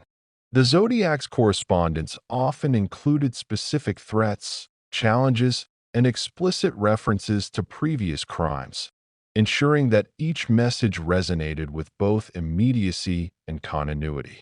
In the October 1969 letter to the San Francisco Chronicle, he referenced the murder of cab driver Paul Stein and included a piece of the victim's bloodied shirt, reinforcing the authenticity of his threats. This act of tangible proof, combined with narrative control, intensified public fear, demonstrating the dual impact of physical evidence and media presence. By intertwining documentation with communication, he created a multi-layered mechanism of terror that transcended the physical boundaries of his crimes. The Zodiac's cryptic approach encouraged public participation, fostering fascination alongside fear. Each new letter or cipher was analyzed by amateur cryptographers, hobbyists, and professionals alike, who sought to solve the mysteries embedded within. This participatory dimension extended his influence, making ordinary citizens unwitting collaborators in his psychological strategy. People invested time and intellectual effort into decoding messages that were often designed to frustrate and mislead, further magnifying the Zodiac's control. The ciphers served as both intellectual challenges and instruments of prolonged terror, bridging gaps between active crimes and periods of apparent inactivity. Letters often blended casual tone with menace, creating a dissonance that intensified psychological impact. The Zodiac wrote with a voice that was conversational, sometimes humorous, but consistently menacing. He relished the ability to toy with perception, demonstrating his awareness of human psychology and his understanding of media dynamics. The effect on the public was profound. Readers were drawn into the duality of his persona, simultaneously fascinated by his intellect and terrified by his capacity for violence. This interplay between engagement and fear became a defining characteristic of the Zodiac's communications, a strategy that sustained his notoriety long after the immediate threats were realized. The escalation of threats became particularly evident in letters sent to the San Francisco Chronicle in November and December 1969. These correspondences hinted at the potential for indiscriminate violence, raising public anxiety to unprecedented levels. The inclusion of symbolic elements, such as the crosshair logo, reinforced the perception of methodical, premeditated intent. By coupling threats with recognizable symbolism, the Zodiac ensured that each letter served as both a communication and a psychological weapon. The crosshair, appearing in letters on the hood during the Lake Berryessa attack, and in other contexts, became a signifier of the killer's presence, an omnipresent emblem that reinforced fear.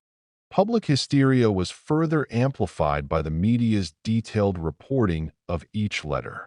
Newspapers published entire correspondences, sometimes with explanations of ciphers or suggested interpretations, ensuring that the Zodiac's narrative reached tens of thousands of people.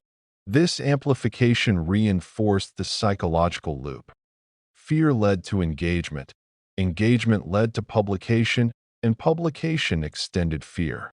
The killer's understanding of this dynamic suggests an extraordinary level of strategic thinking, a criminal intelligence capable of integrating psychology, communication, and criminal action into a cohesive, terrifying performance. The letters also provide insight into the Zodiac's perception of law enforcement. He frequently mocked investigative efforts, bragged about his evasion, and set challenges that exposed gaps in police work. This taunting served multiple purposes. It reinforced his sense of superiority, exerted control over the narrative, and maintained a psychological upper hand. By publicly belittling authorities, the Zodiac heightened tension between law enforcement and the public, creating the impression of omnipotence and inevitability. Each correspondence was a reminder that he was in control, manipulating both perception and reality in ways that were deeply unsettling. Through these communications, the Zodiac transformed ordinary spaces, newspaper pages, classrooms, offices, into stages for psychological terror. His influence extended far beyond immediate victims, shaping social consciousness and public behavior. People became hypervigilant, mistrustful of strangers, and acutely aware of vulnerability.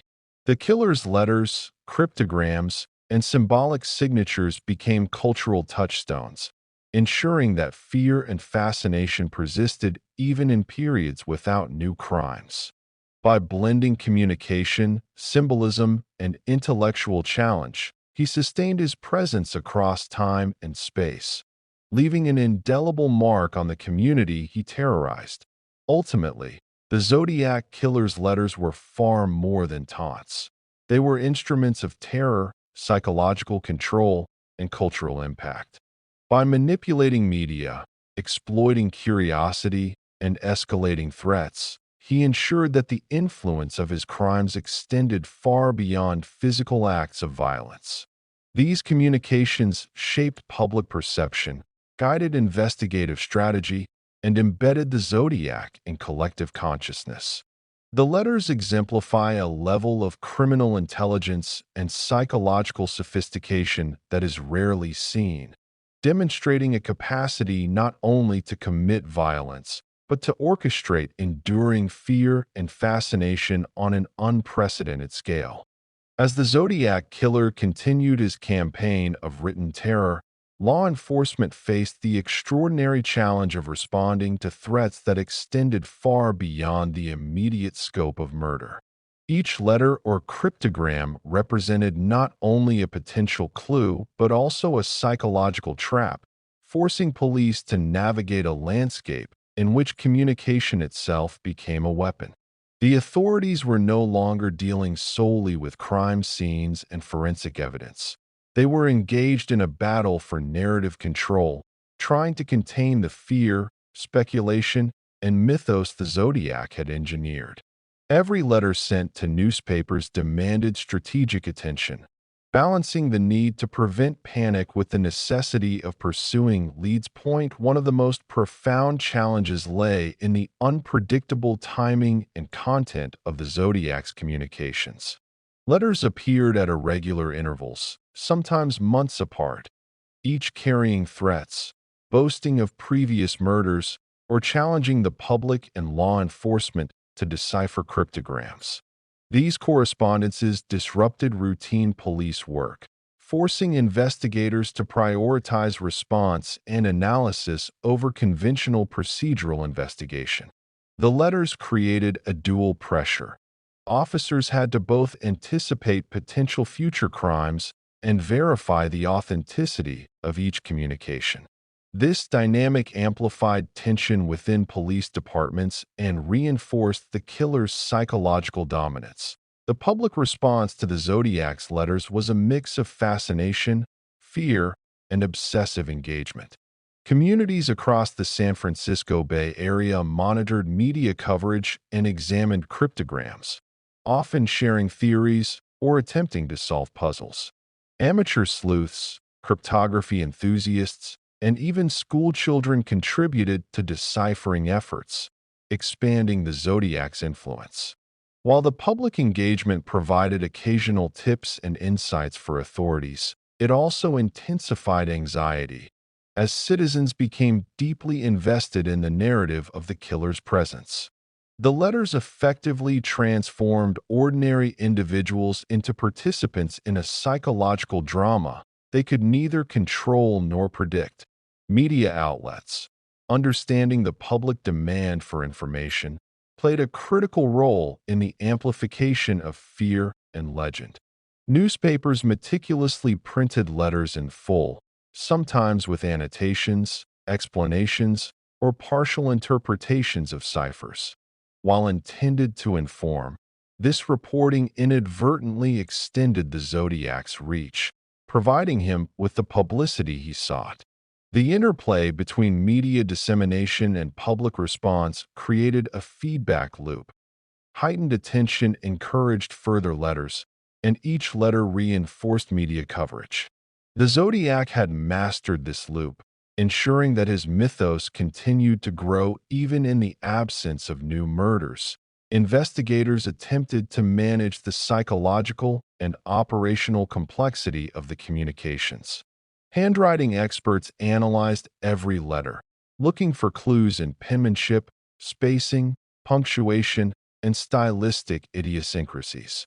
Cryptanalysts worked tirelessly to decode ciphers, while behavioral psychologists assessed the content for insights into motive, intelligence, and personality. Despite these efforts, many ciphers remained unsolved, and the letters often yielded limited actionable intelligence. The Zodiac's communications, though elaborate, were designed to confound and mislead, reinforcing his ability to maintain anonymity while projecting control. The evolution of his letters also demonstrated a deepening of psychological manipulation. Early correspondences, though threatening, were more straightforward. Later communications incorporated symbolic imagery, obscure codes, and increasingly sophisticated taunts. The crosshair symbol became a recurring motif, signaling both the Zodiac's identity and the permanence of his threat. By consistently deploying symbols, the killer created a recognizable brand that cemented his presence in public consciousness.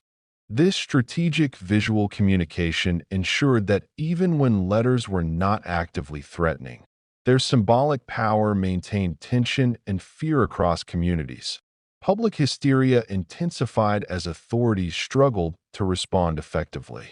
Parents restricted teenage activities, young couples avoided secluded areas, and ordinary citizens became hypervigilant. The Zodiac's ability to extend his influence beyond the crime scenes demonstrates an understanding of human psychology that went beyond opportunistic violence. He weaponized information, attention, and perception, demonstrating that fear could be amplified and sustained even without direct physical acts. His letters were as potent as his murders in shaping social behavior, creating a pervasive climate of anxiety that touched every corner of the Bay Area. The killer's taunting also had strategic implications for law enforcement. By challenging police with cryptograms and threats, he forced resources to be diverted toward deciphering messages, public warnings, and managing media relations. Each communication became a multifaceted challenge, authenticating content, analyzing for forensic clues, managing media strategy, and mitigating public panic. This imposed operational strain amplified the difficulty of capturing him, highlighting the Zodiac's sophisticated manipulation of both social and institutional structures. Crucially, the letters blurred the line between reality and legend. The public and media often found themselves questioning whether each new communication represented an actual threat, a hoax, or an extension of the killer's psychological performance.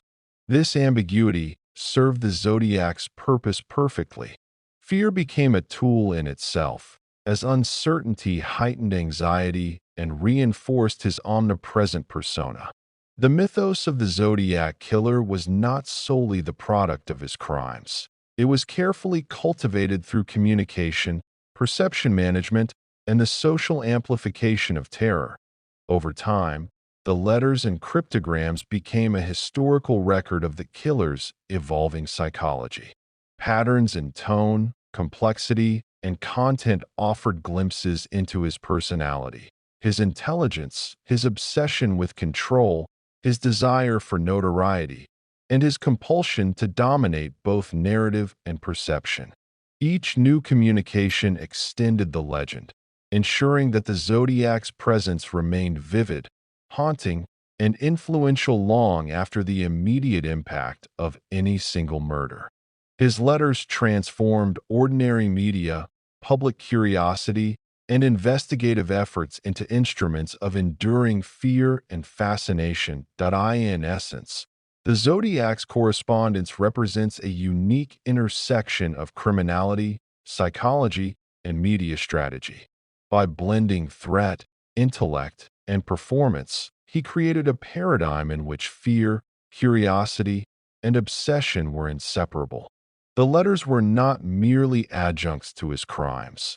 They were integral to his identity, methodology, and legacy. The Zodiac Killer's mastery of communication ensured that his influence would persist across decades, making him not only a criminal figure, but a cultural phenomenon whose psychological reach extended far beyond the physical realm. Chapter 13: The Hunt for a Phantom, Suspects, Profiles, and the Elusive Identity. The Zodiac Killer's identity remained one of the most confounding enigmas in American criminal history, a puzzle that both fascinated and frustrated investigators for decades. Unlike many serial offenders whose capture hinges on fingerprints, DNA, or eyewitness testimony, the Zodiac's cunning, adaptability, and psychological sophistication rendered conventional methods insufficient. He was not merely elusive in action. He was a master of disguise, deception, and narrative control. His letters, ciphers, and symbolic signatures blurred the line between reality and legend, complicating every investigative effort while amplifying public fear.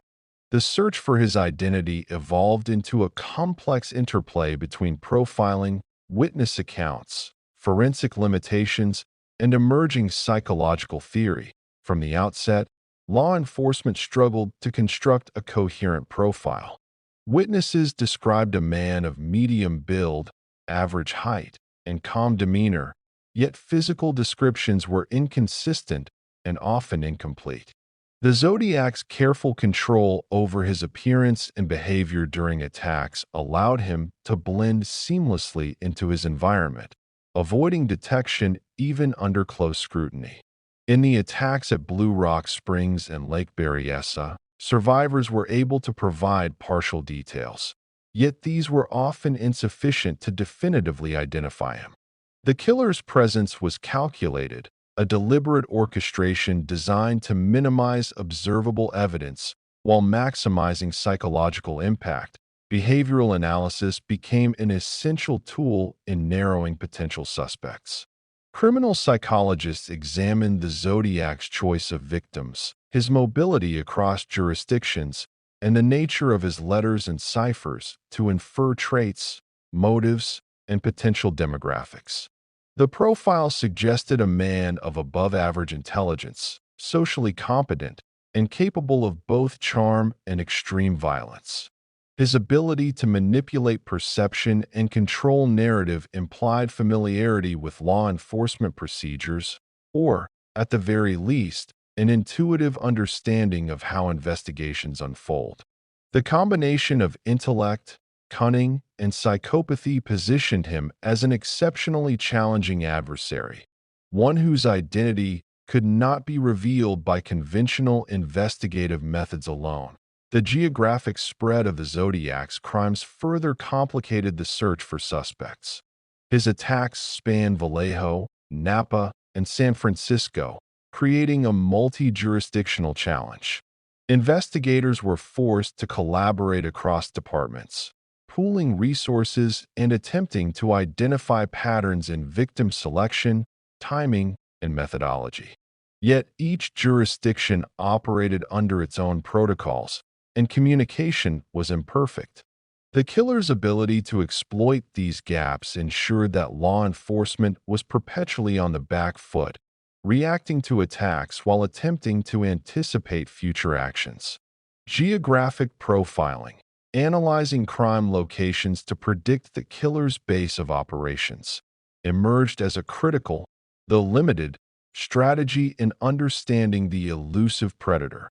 Witness testimony, while valuable, often produced conflicting information.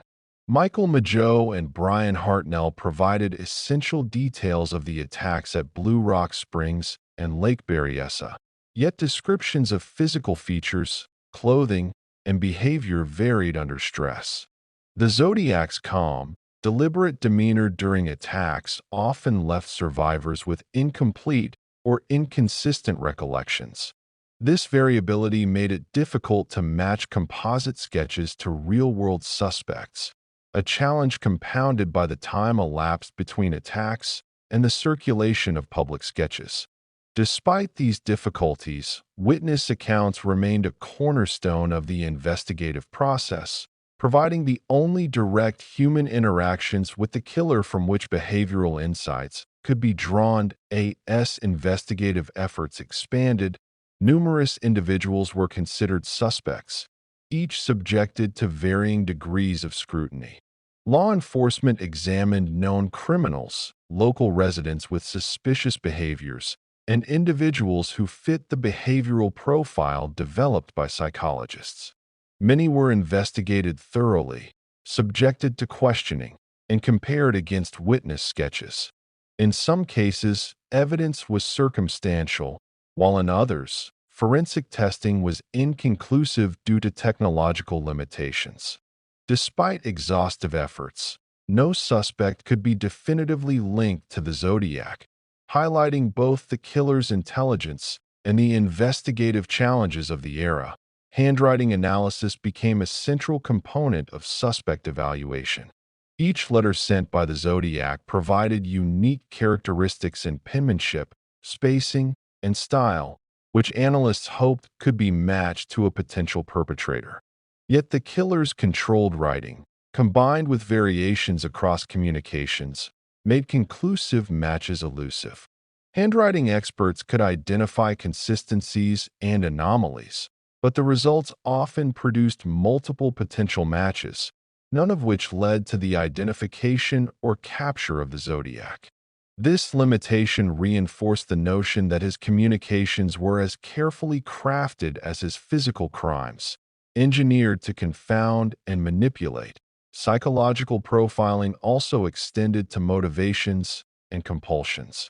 Analysts hypothesized that the Zodiac derived both satisfaction and status from his ability to evade capture while commanding attention through letters and cryptograms.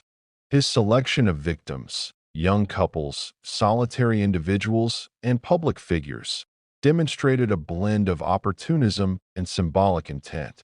By understanding these underlying psychological drivers, investigators hoped to predict behavior, identify likely targets, and narrow suspect lists. Yet despite extensive profiling, the Zodiac's unpredictability and adaptability thwarted definitive conclusions, leaving the case suspended between analysis and mystery. Forensic science, limited at the time, offered both hope and frustration. Blood, fibers, and ballistic evidence were examined meticulously, yet many scenes yielded little definitive information. Paul Stein's bloodied shirt provided rare tangible evidence, but it did not lead to identification. The killer's use of gloves, careful handling of weapons, and clean exits demonstrated awareness of forensic vulnerability. Even as techniques such as fingerprinting and ballistics analysis advanced, the Zodiac's calculated behavior minimized trace evidence, reinforcing his reputation as both intelligent and methodical. Community involvement further complicated the search. Public tips, sightings, and suspect reports poured into police departments, reflecting both genuine concern and the psychological pressure exerted by the Zodiac's communications. Many tips were inconclusive or false, requiring extensive vetting. The killer's own manipulations, via letters and cryptograms, heightened public vigilance, ensuring that even innocuous behaviors could be interpreted as suspicious. This interplay between public engagement, investigative necessity, and criminal strategy created an environment in which every interaction, both with potential witnesses and the broader community, was shaped by the Zodiac's psychological influence. Ultimately, the hunt for the Zodiac Killer's identity revealed the limitations of conventional investigative methods when confronted with an exceptionally intelligent and adaptive predator. Witness testimony, behavioral profiling, handwriting analysis, and forensic science offered pieces of the puzzle, yet none sufficed to provide a definitive solution.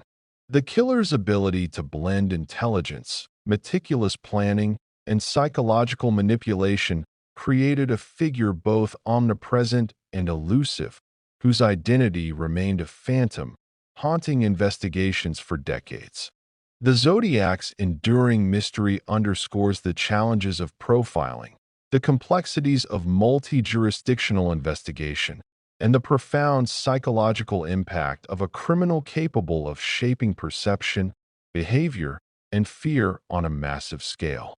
As the investigation into the Zodiac Killer deepened, law enforcement focused on compiling a list of potential suspects, analyzing behavioral patterns, and leveraging every available forensic tool. The task was monumental.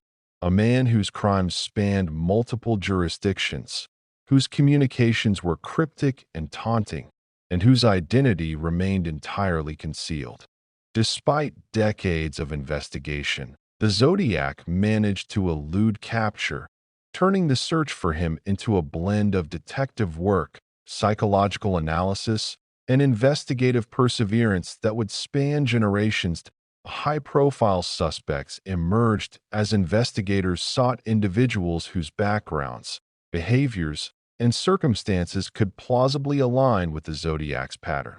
Among these, Arthur Lee Allen became the most notorious.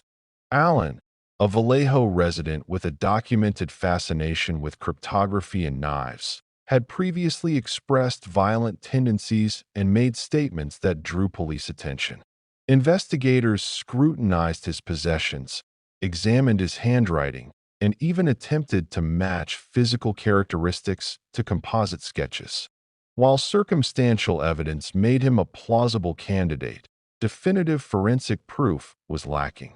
Despite intense scrutiny, Allen could not be conclusively linked to the Zodiac's crimes, and his eventual death in 1992 left questions unresolved. Other suspects included individuals with criminal histories, psychological profiles, or proximity to Zodiac-related crime scenes. Some were investigated due to coincidental factors, residence near attack locations, prior criminal behavior, or personal connections to victims. In many cases, investigators applied behavioral profiling to narrow possibilities, assessing patterns of victim selection, method of attack, and psychological indicators derived from letters and ciphers. These analyses suggested characteristics such as intelligence, methodical planning, and psychological manipulation, traits that could potentially help law enforcement identify suspects.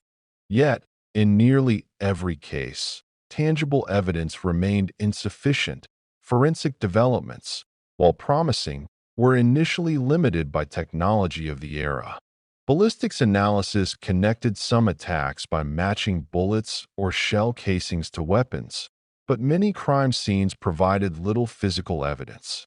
Blood and fiber analysis were employed, and later, DNA technologies offered the possibility of more definitive identification.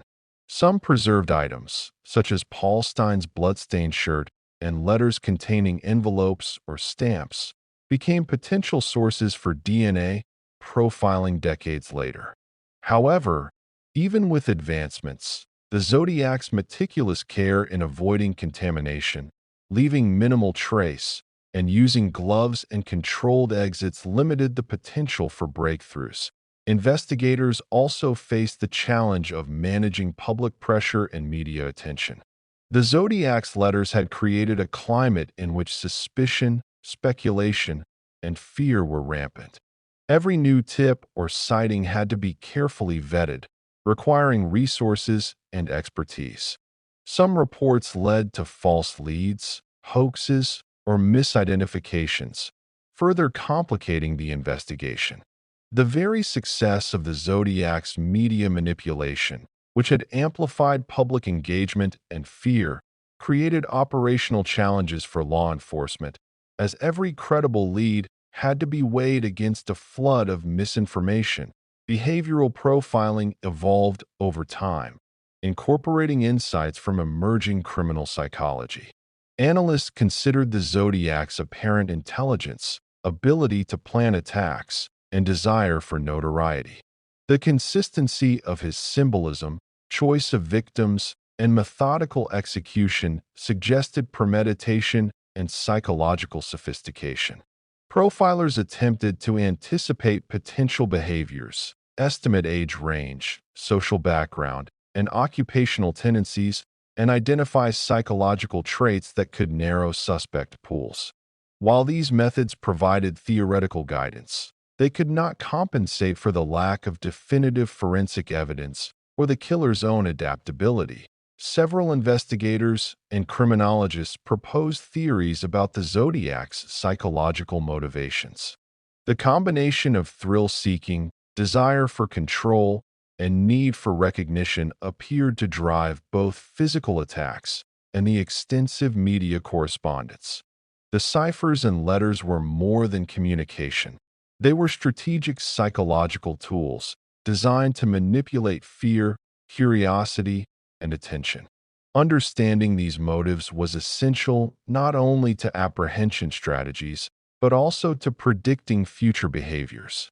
However, the Zodiac demonstrated remarkable unpredictability, changing attack patterns, locations, and methods, thereby frustrating efforts to use psychological insight for tactical advantage. As years progressed, cold case units revisited the Zodiac investigation, applying modern forensic techniques and reviewing archival evidence. Advances in DNA profiling allowed new analysis of preserved crime scene materials, including fingerprints and genetic material from envelopes and stamps. Despite these technological tools, the Zodiac's meticulous planning meant that most preserved materials offered either limited or inconclusive results. Investigators combined old eyewitness testimony, handwriting analysis, and historical records with new scientific methods in a continuing attempt to solve the case, highlighting both the persistence of law enforcement and the extraordinary difficulty of definitively identifying the killer. The cultural impact of the Zodiac investigation cannot be overstated. Public fascination continued to fuel amateur detective work, independent research, and documentary projects. The killer's letters, cryptograms, and crimes became part of a broader narrative that blurred fact and legend, extending his influence far beyond the Bay Area. Media coverage, books, films, and podcasts contributed to a persistent awareness of the case, keeping both public interest and investigative pressure alive.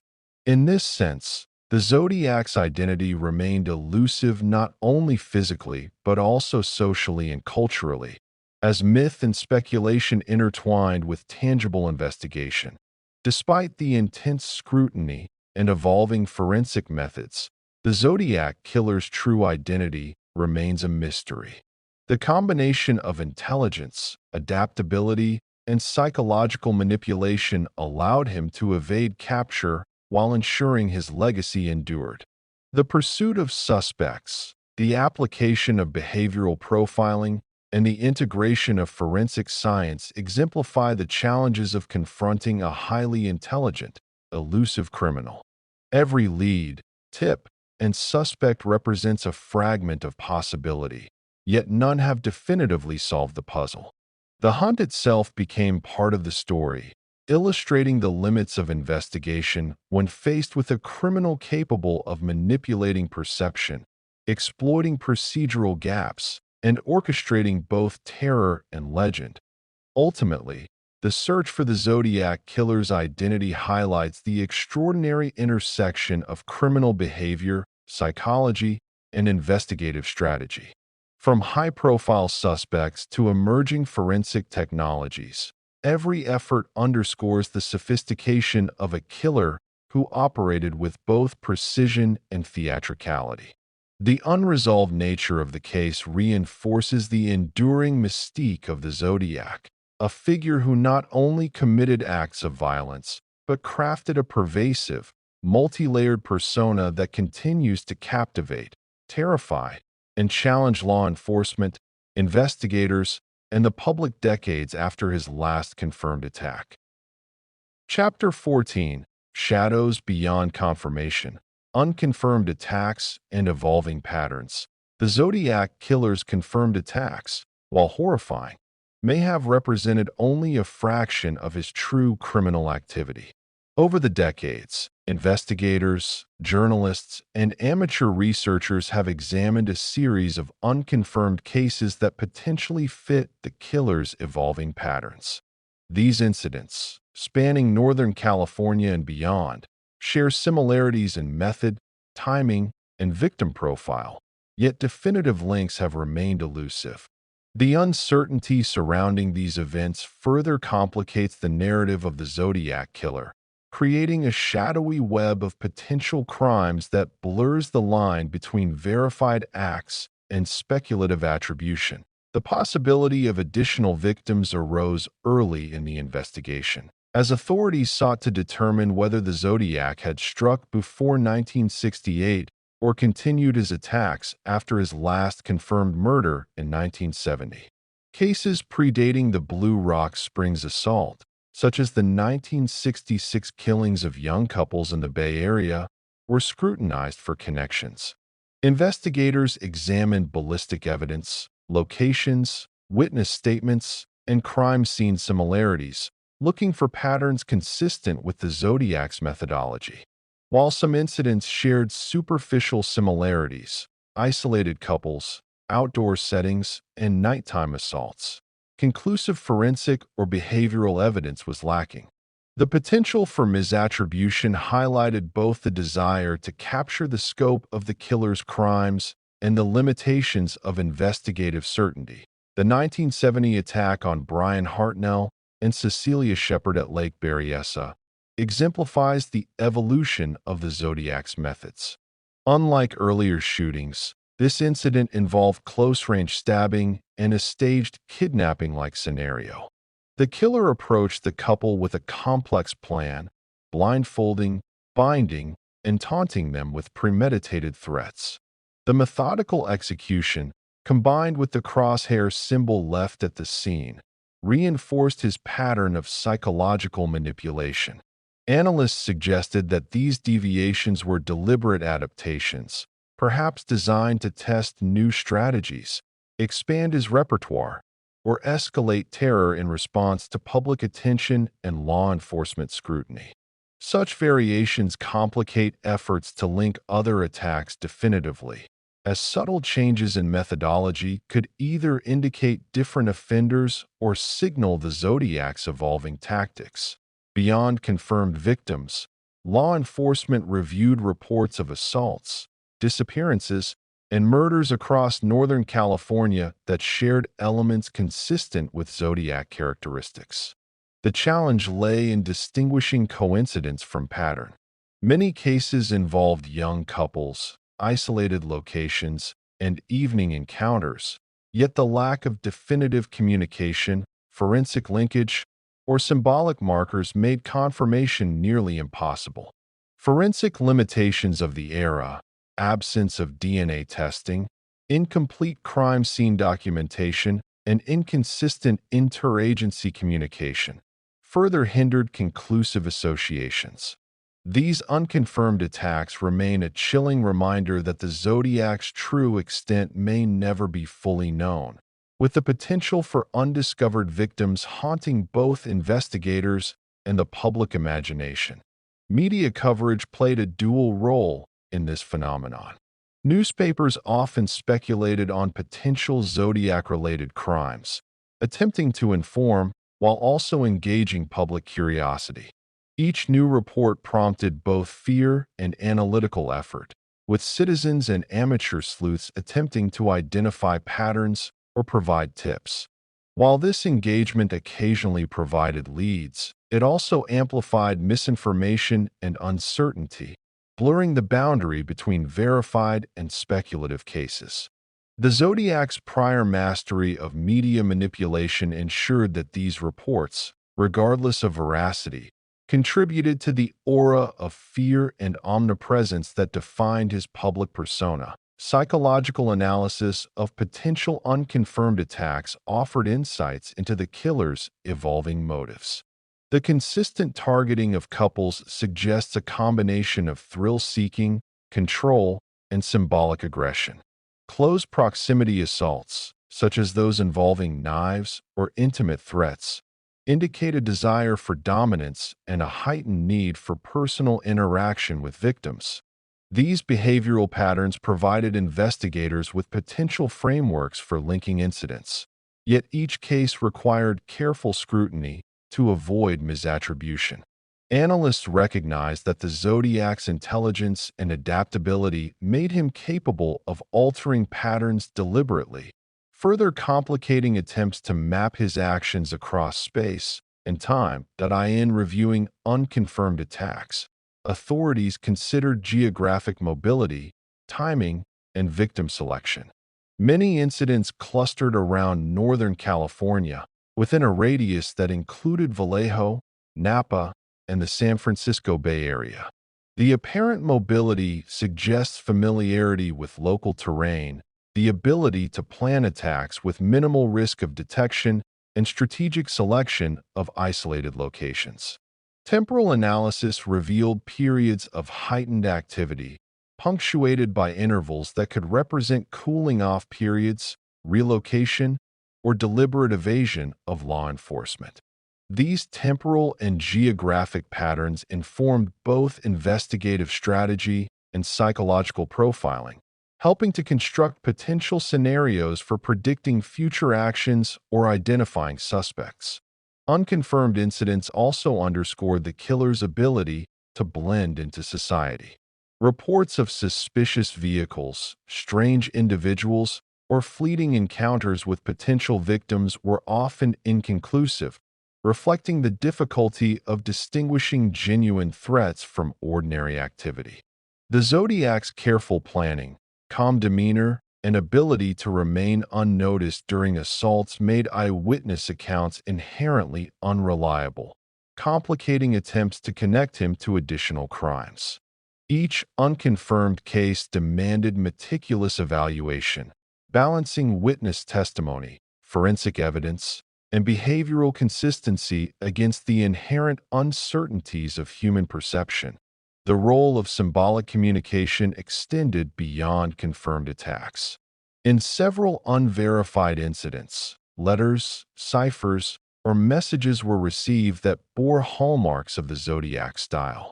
Analysts examined handwriting, language, punctuation, and symbolic markers to assess authenticity. While some communications were conclusively identified as hoaxes, others remained ambiguous, leaving open the possibility that the Zodiac's influence, and perhaps his activity, extended beyond officially documented crimes. These communications, real or imitated, reinforced the broader psychological impact of the killer, shaping public perception and investigative priorities alike. Even decades later, researchers continue to debate the full scope of the Zodiac Killer's activities. Archival review, reanalysis of forensic material, and the application of modern investigative techniques aim to identify patterns and connections previously obscured by incomplete records or technological limitations. Yet the inherent elusiveness of the killer, combined with potential misattribution and the passage of time, ensures that uncertainty persists. Every potential unconfirmed attack represents both a tantalizing clue and a haunting reminder of the case's unresolved nature. As investigators continue to examine unconfirmed attacks potentially linked to the Zodiac Killer, they faced a formidable challenge: distinguishing genuine connections from coincidental similarities. The killer's methodology, while consistent in some aspects, demonstrated flexibility and adaptation over time. This variability, whether strategic or instinctual, complicated efforts to establish clear links between crimes. Analysts scrutinized factors such as victim demographics, attack settings, timing, and weapon choice, seeking patterns that could either confirm or exclude Zodiac involvement. Yet, in most cases, these patterns remain tantalizingly suggestive rather than conclusive. Many unconfirmed cases involved young couples in isolated areas, echoing the Zodiac's known preference for victims engaged in intimate activities. Such attacks frequently occurred at night, and the killer's presence was often brief, leaving minimal trace evidence. In certain instances, witnesses reported unusual vehicles, shadowy figures, or strange behavior consistent with the Zodiac's tactics of surveillance and predatory planning. Investigators painstakingly examined these reports, cross-referencing them with the timeline of confirmed Zodiac activity, but often found no definitive connection. The uncertainty surrounding these cases underscored the challenge of linking incidents solely based on circumstantial similarity. Some of the unconfirmed attacks exhibited subtle variations in method that hinted at an evolving criminal strategy. For instance, certain assaults involved less lethal weaponry or were interrupted before the perpetrator could complete his objective. These deviations could suggest experimentation, the testing of new tactics, or external factors such as increased police presence or accidental interruptions.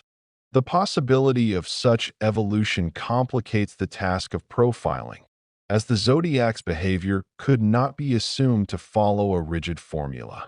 Each anomaly demanded careful consideration. Was it evidence of a different offender or a deliberate adaptation by the Zodiac to maintain unpredictability and avoid detection? Forensic re-examination has become a cornerstone of the effort to analyze unconfirmed cases. Advances in DNA technology, ballistic analysis, and crime scene reconstruction provide modern tools that were unavailable during the initial investigations. Items such as letters, envelopes, and preserved physical evidence are subjected to renewed scrutiny, sometimes decades after the crimes occurred. While some DNA samples remain degraded or inconclusive, others have yielded promising leads. However, the challenge remains formidable. The Zodiac's careful avoidance of leaving trace evidence has left investigators relying on fragments of information, often insufficient for conclusive identification. The examination of potential cryptic communications associated with unconfirmed cases adds another layer of complexity. Some letters and ciphers bear similarities to known Zodiac correspondences, including stylistic elements, handwriting patterns, and symbolic usage. Analysts consider these factors when evaluating authenticity, yet distinguishing genuine Zodiac communications from hoaxes or imitations is inherently difficult. In some cases, false letters were deliberately designed to mimic Zodiac style, either for attention or mischief, further obscuring the line between confirmed and speculative activity. These uncertainties extend the reach of the Zodiac's psychological influence, illustrating how perception alone can perpetuate fear and fascination. Temporal analysis also provides insight into possible unconfirmed attacks. Investigators study intervals between known Zodiac crimes, considering whether periods of apparent inactivity may correspond to unreported or undetected assaults. Such gaps could reflect the killer's mobility, changes in occupation, periods of dormancy, or an intentional reduction in activity to elude scrutiny. By correlating potential unconfirmed cases with these intervals, analysts attempt to construct a more comprehensive view of the Zodiac's operational timeline. Although this approach yields hypotheses, definitive confirmation remains elusive, leaving only informed speculation and cautious interpretation. Community engagement played a paradoxical role in unconfirmed cases. The public's vigilance, spurred by media reports and previous attacks, generated both valuable information and overwhelming volumes of tips, many of which proved unrelated or false. Eyewitness reports, while occasionally insightful, often conflicted with one another or contained inaccuracies due to stress, fear, or misperception. The Zodiac's legacy of inducing hypervigilance and anxiety persisted, ensuring that even innocuous events were scrutinized for potential connection to his activity. This heightened awareness both aided and complicated investigative efforts, demonstrating the enduring psychological reach of his crimes. Analyzing potential unconfirmed attacks also illuminates the killer's capacity for strategic escalation. Some incidents exhibit behaviors suggesting a careful calibration of risk, victim selection, and method to test law enforcement response. The killer may have intentionally varied tactics, creating uncertainty in both investigators and the public. This calculated unpredictability amplified his aura of invincibility and contributed to the mythos surrounding his identity. Each potential unconfirmed attack, whether connected or not, functions as a prism through which the Zodiac's intellect, adaptability, and obsession with control can be examined. The implications of unconfirmed attacks extend beyond investigative technique. They touch on the enduring human cost of the Zodiac's actions. Families of potential victims face the uncertainty of whether their loved ones were targeted by a man who derived satisfaction from terror, control, and notoriety. Communities remain haunted by the possibility that the killer's reach extended further than the documented crimes suggest. This ambiguity perpetuates the climate of fear, underscoring the unique psychological footprint the Zodiac left upon the Bay Area and beyond. Ultimately, the study of unconfirmed cases reflects both the ingenuity of the Zodiac Killer and the challenges faced by those who pursued him. His ability to evade capture, adapt his methods, and manipulate public perception ensured that even potential crimes contributed to his legend. Forensic reevaluations, modern investigative techniques, and behavioral analysis continue to offer avenues for discovery. Yet the intrinsic elusiveness of the Zodiac makes certainty rare. Every unconfirmed attack remains a testament to the complexity of his patterns, the sophistication of his criminal mind, and the enduring enigma that surrounds one of America's most notorious unsolved cases. Chapter 15: Legacy of a Legend, Cultural Impact and Lasting Influence. The Zodiac Killer's enduring legacy extends far beyond the boundaries of law enforcement and criminal investigation. Decades after his confirmed attacks, his presence continues to resonate in the realms of popular culture, criminal psychology, and media representation.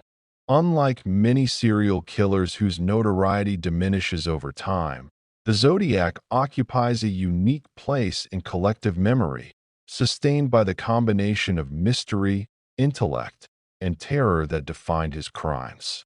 His ability to manipulate perception, maintain anonymity, and command attention ensured that the impact of his actions would persist long after his last confirmed act, shaping public consciousness and cultural narratives in profound ways. The heart of the Zodiac's legacy is the interplay between fear and fascination. His carefully orchestrated letters, cryptograms, and symbolic signatures created a psychological footprint that extended far beyond physical attacks. Communities were gripped by anxiety, individuals became hypervigilant, and media coverage amplified the reach of his menace. This duality, terrifying and intellectually engaging, ensured enduring public interest. The Zodiac was not simply a criminal. He became an archetype, representing the intersection of calculated violence, intelligence, and media manipulation. His persona exemplifies a rare phenomenon in criminal history, a figure whose myth and methodology are inseparable, whose legend is as compelling as his crimes. The killer's influence on media and cultural representation is particularly significant. Books, documentaries, films, and television programs have chronicled his actions, dissected his ciphers, and explored the psychology of both perpetrator and community. From early news coverage to contemporary podcasts, the Zodiac has become a symbol of unsolved mystery and criminal ingenuity. Writers and filmmakers are drawn to his story not only because of the violence committed, but because of the intellectual and psychological dimensions embedded in his communications.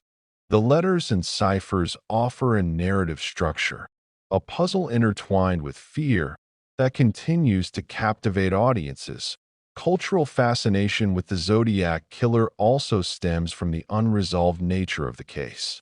The lack of definitive identification, despite decades of investigation, allows speculation, theory, and reinterpretation to flourish.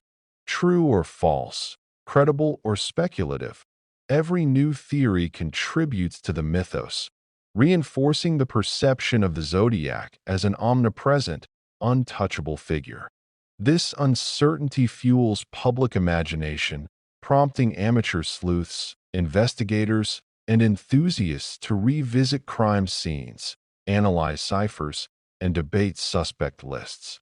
In this sense, the Zodiac's enduring influence is not merely historical. It is actively sustained by engagement, analysis, and narrative construction. The case has had a profound impact on law enforcement and criminal profiling.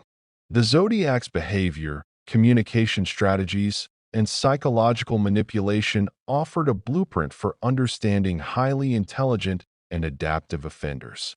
Criminal psychologists, profilers, and investigative agencies studied his letters, attack patterns, and victim selection to refine techniques in behavioral analysis. The integration of forensic science, geography, victimology, and communication analysis in the Zodiac case informed methods that would later be applied to other serial crimes. In many ways, his elusiveness forced law enforcement to innovate, blending emerging psychological insights with traditional detective work in pursuit of patterns, motives, and potential identities. Beyond law enforcement, the Zodiac Killer influenced societal perceptions of risk, safety, and media consumption. During the height of his activity, ordinary routines were disrupted by fear. Couples avoided isolated areas, parents monitored children more closely, and communities operated under a heightened sense of vigilance. His ability to manipulate public behavior through letters and media attention demonstrates an extraordinary understanding of social psychology. The Zodiac did not merely commit crimes. He engineered a climate of fear, fascination, and vigilance, leaving an indelible mark on the social landscape. Cryptography, an unusual but central element of the Zodiac's communications, further amplified his cultural impact. The letters and ciphers invited public participation in decoding and interpretation, drawing people into the narrative in a uniquely interactive way. Amateur cryptographers, hobbyists, and professional analysts were compelled to engage with the mystery, blending intellectual challenge with the thrill of potential discovery. This participatory aspect contributed to sustained interest as the Zodiac's influence extended from physical acts of violence to cognitive and psychological engagement, leaving communities and enthusiasts alike invested in the unfolding story. The unresolved nature of the Zodiac Killer's identity has allowed the case to persist as an object of study, debate, and speculation in both academic and popular contexts. Scholars analyze his methods for insights into criminal intelligence, behavioral manipulation, and the impact of media on public perception. True crime enthusiasts dissect letters, ciphers, and crime scenes, often attempting to link unconfirmed attacks to his known pattern. This ongoing analysis reinforces the notion that the Zodiac Killer's influence is both enduring and evolving, shaped as much by cultural and psychological factors as by documented events. Symbolism played a critical role in the perpetuation of the Zodiac's legend. The crosshair signature, recurring imagery, and cryptic language were not only tools of communication, but also instruments of psychological control. They created a recognizable brand, ensuring that each appearance, whether in letters, ciphers, or crime scenes, reinforced the perception of an omnipresent, intelligent, and manipulative adversary. This strategic use of symbolism contributed to both immediate terror and long-term cultural resonance, solidifying the Zodiac's identity as a figure who transcended the specifics of his crimes to occupy a broader psychological and cultural space. Modern true crime media continues to explore the Zodiac Killer through documentaries, podcasts, films, and books, illustrating how his story has become a touchstone in the genre. His methodical approach, intellectual challenges, and the lingering enigma of his identity provide an almost archetypal narrative of fear and mystery. The balance of terror, intellect, and elusiveness has allowed the Zodiac to maintain relevance across decades, influencing storytelling, investigative methodology, and the public's imagination. In many ways, his case serves as a template for understanding the interplay between crime, media, and culture in the late 20th and early 21st centuries. The legacy of the Zodiac Killer underscores a chilling truth. His impact was never confined to physical violence alone. By combining brutality with intelligence, communication, and psychological insight, he created a phenomenon that extended across time, geography, and social consciousness. Communities, investigators, and media organizations were all drawn into a complex narrative, one that intertwined fear, fascination, and obsession. His enduring presence in popular culture and criminology demonstrates the profound ways in which a single, meticulously orchestrated criminal campaign can influence society, shaping perceptions, behaviors, and narratives long after the physical acts have ceased. Even decades after the last confirmed attack, the Zodiac Killer continues to haunt investigators, researchers, and the public imagination alike. The killer's ability to remain unidentified has made him an enduring figure in true crime history, a symbol of elusiveness, intellect, and terror. Modern investigative techniques, combined with the wealth of historical documentation, letters, ciphers, and witness accounts, have kept the case alive in both law enforcement circles and popular culture. While time has eroded the immediacy of fear in the Bay Area, the Zodiac's mythos remains compelling, a reminder that some crimes leave shadows that stretch across generations. Forensic science has become a crucial tool in contemporary analysis of the Zodiac case. Items preserved from crime scenes, including letters, envelopes, stamps, and personal effects, have been re-examined using modern DNA technology. Even partial genetic profiles have the potential to eliminate suspects or suggest familial connections, offering hope of eventual resolution. Advanced techniques in handwriting analysis, digital imaging, and ballistics continue to provide new insights into patterns that may not have been detectable with 1960s and 1970s technology. Each piece of evidence, no matter how small, is a potential key to unraveling the mystery, highlighting the enduring intersection of historical crime and modern science. Contemporary theories about the Zodiac's identity abound. Scholars, journalists, and true crime enthusiasts propose numerous suspects, ranging from individuals previously investigated, such as Arthur Lee Allen, to lesser-known local figures. While some theories are grounded in circumstantial evidence, others rely on interpretations of ciphers, letters, or behavioral patterns. Debates persist about the authenticity of various letters, the meaning behind cryptograms, and potential links to unconfirmed attacks. This ongoing speculation demonstrates both the enduring public fascination with the case and the complexity of definitively attributing actions to a single perpetrator whose intelligence and adaptability ensured ambiguity. The Zodiac's influence on criminal profiling cannot be overstated. His case exemplifies the challenges of confronting an intelligent, organized, and psychologically manipulative serial offender. Behavioral analysts have studied his patterns, communications, and symbolic methods to refine approaches to offender profiling. Lessons learned from the Zodiac's interactions with law enforcement, media, and the public have informed investigative strategies for subsequent cases, particularly in assessing offender behavior, predicting potential actions, and managing public communication. The killer's blend of theatricality and methodology provides a case study in how psychological insight, investigative technique, and forensic science intersect to pursue elusive criminals. Cultural representations of the Zodiac Killer continue to proliferate. Films, documentaries, podcasts, and books explore his crimes, letters, and ciphers, offering both historical recounting and interpretive narrative. His story occupies a unique place in popular culture, merging horror, intrigue, and intellectual challenge. The balance between fact and speculation, between terror and fascination, allows the narrative to evolve continuously.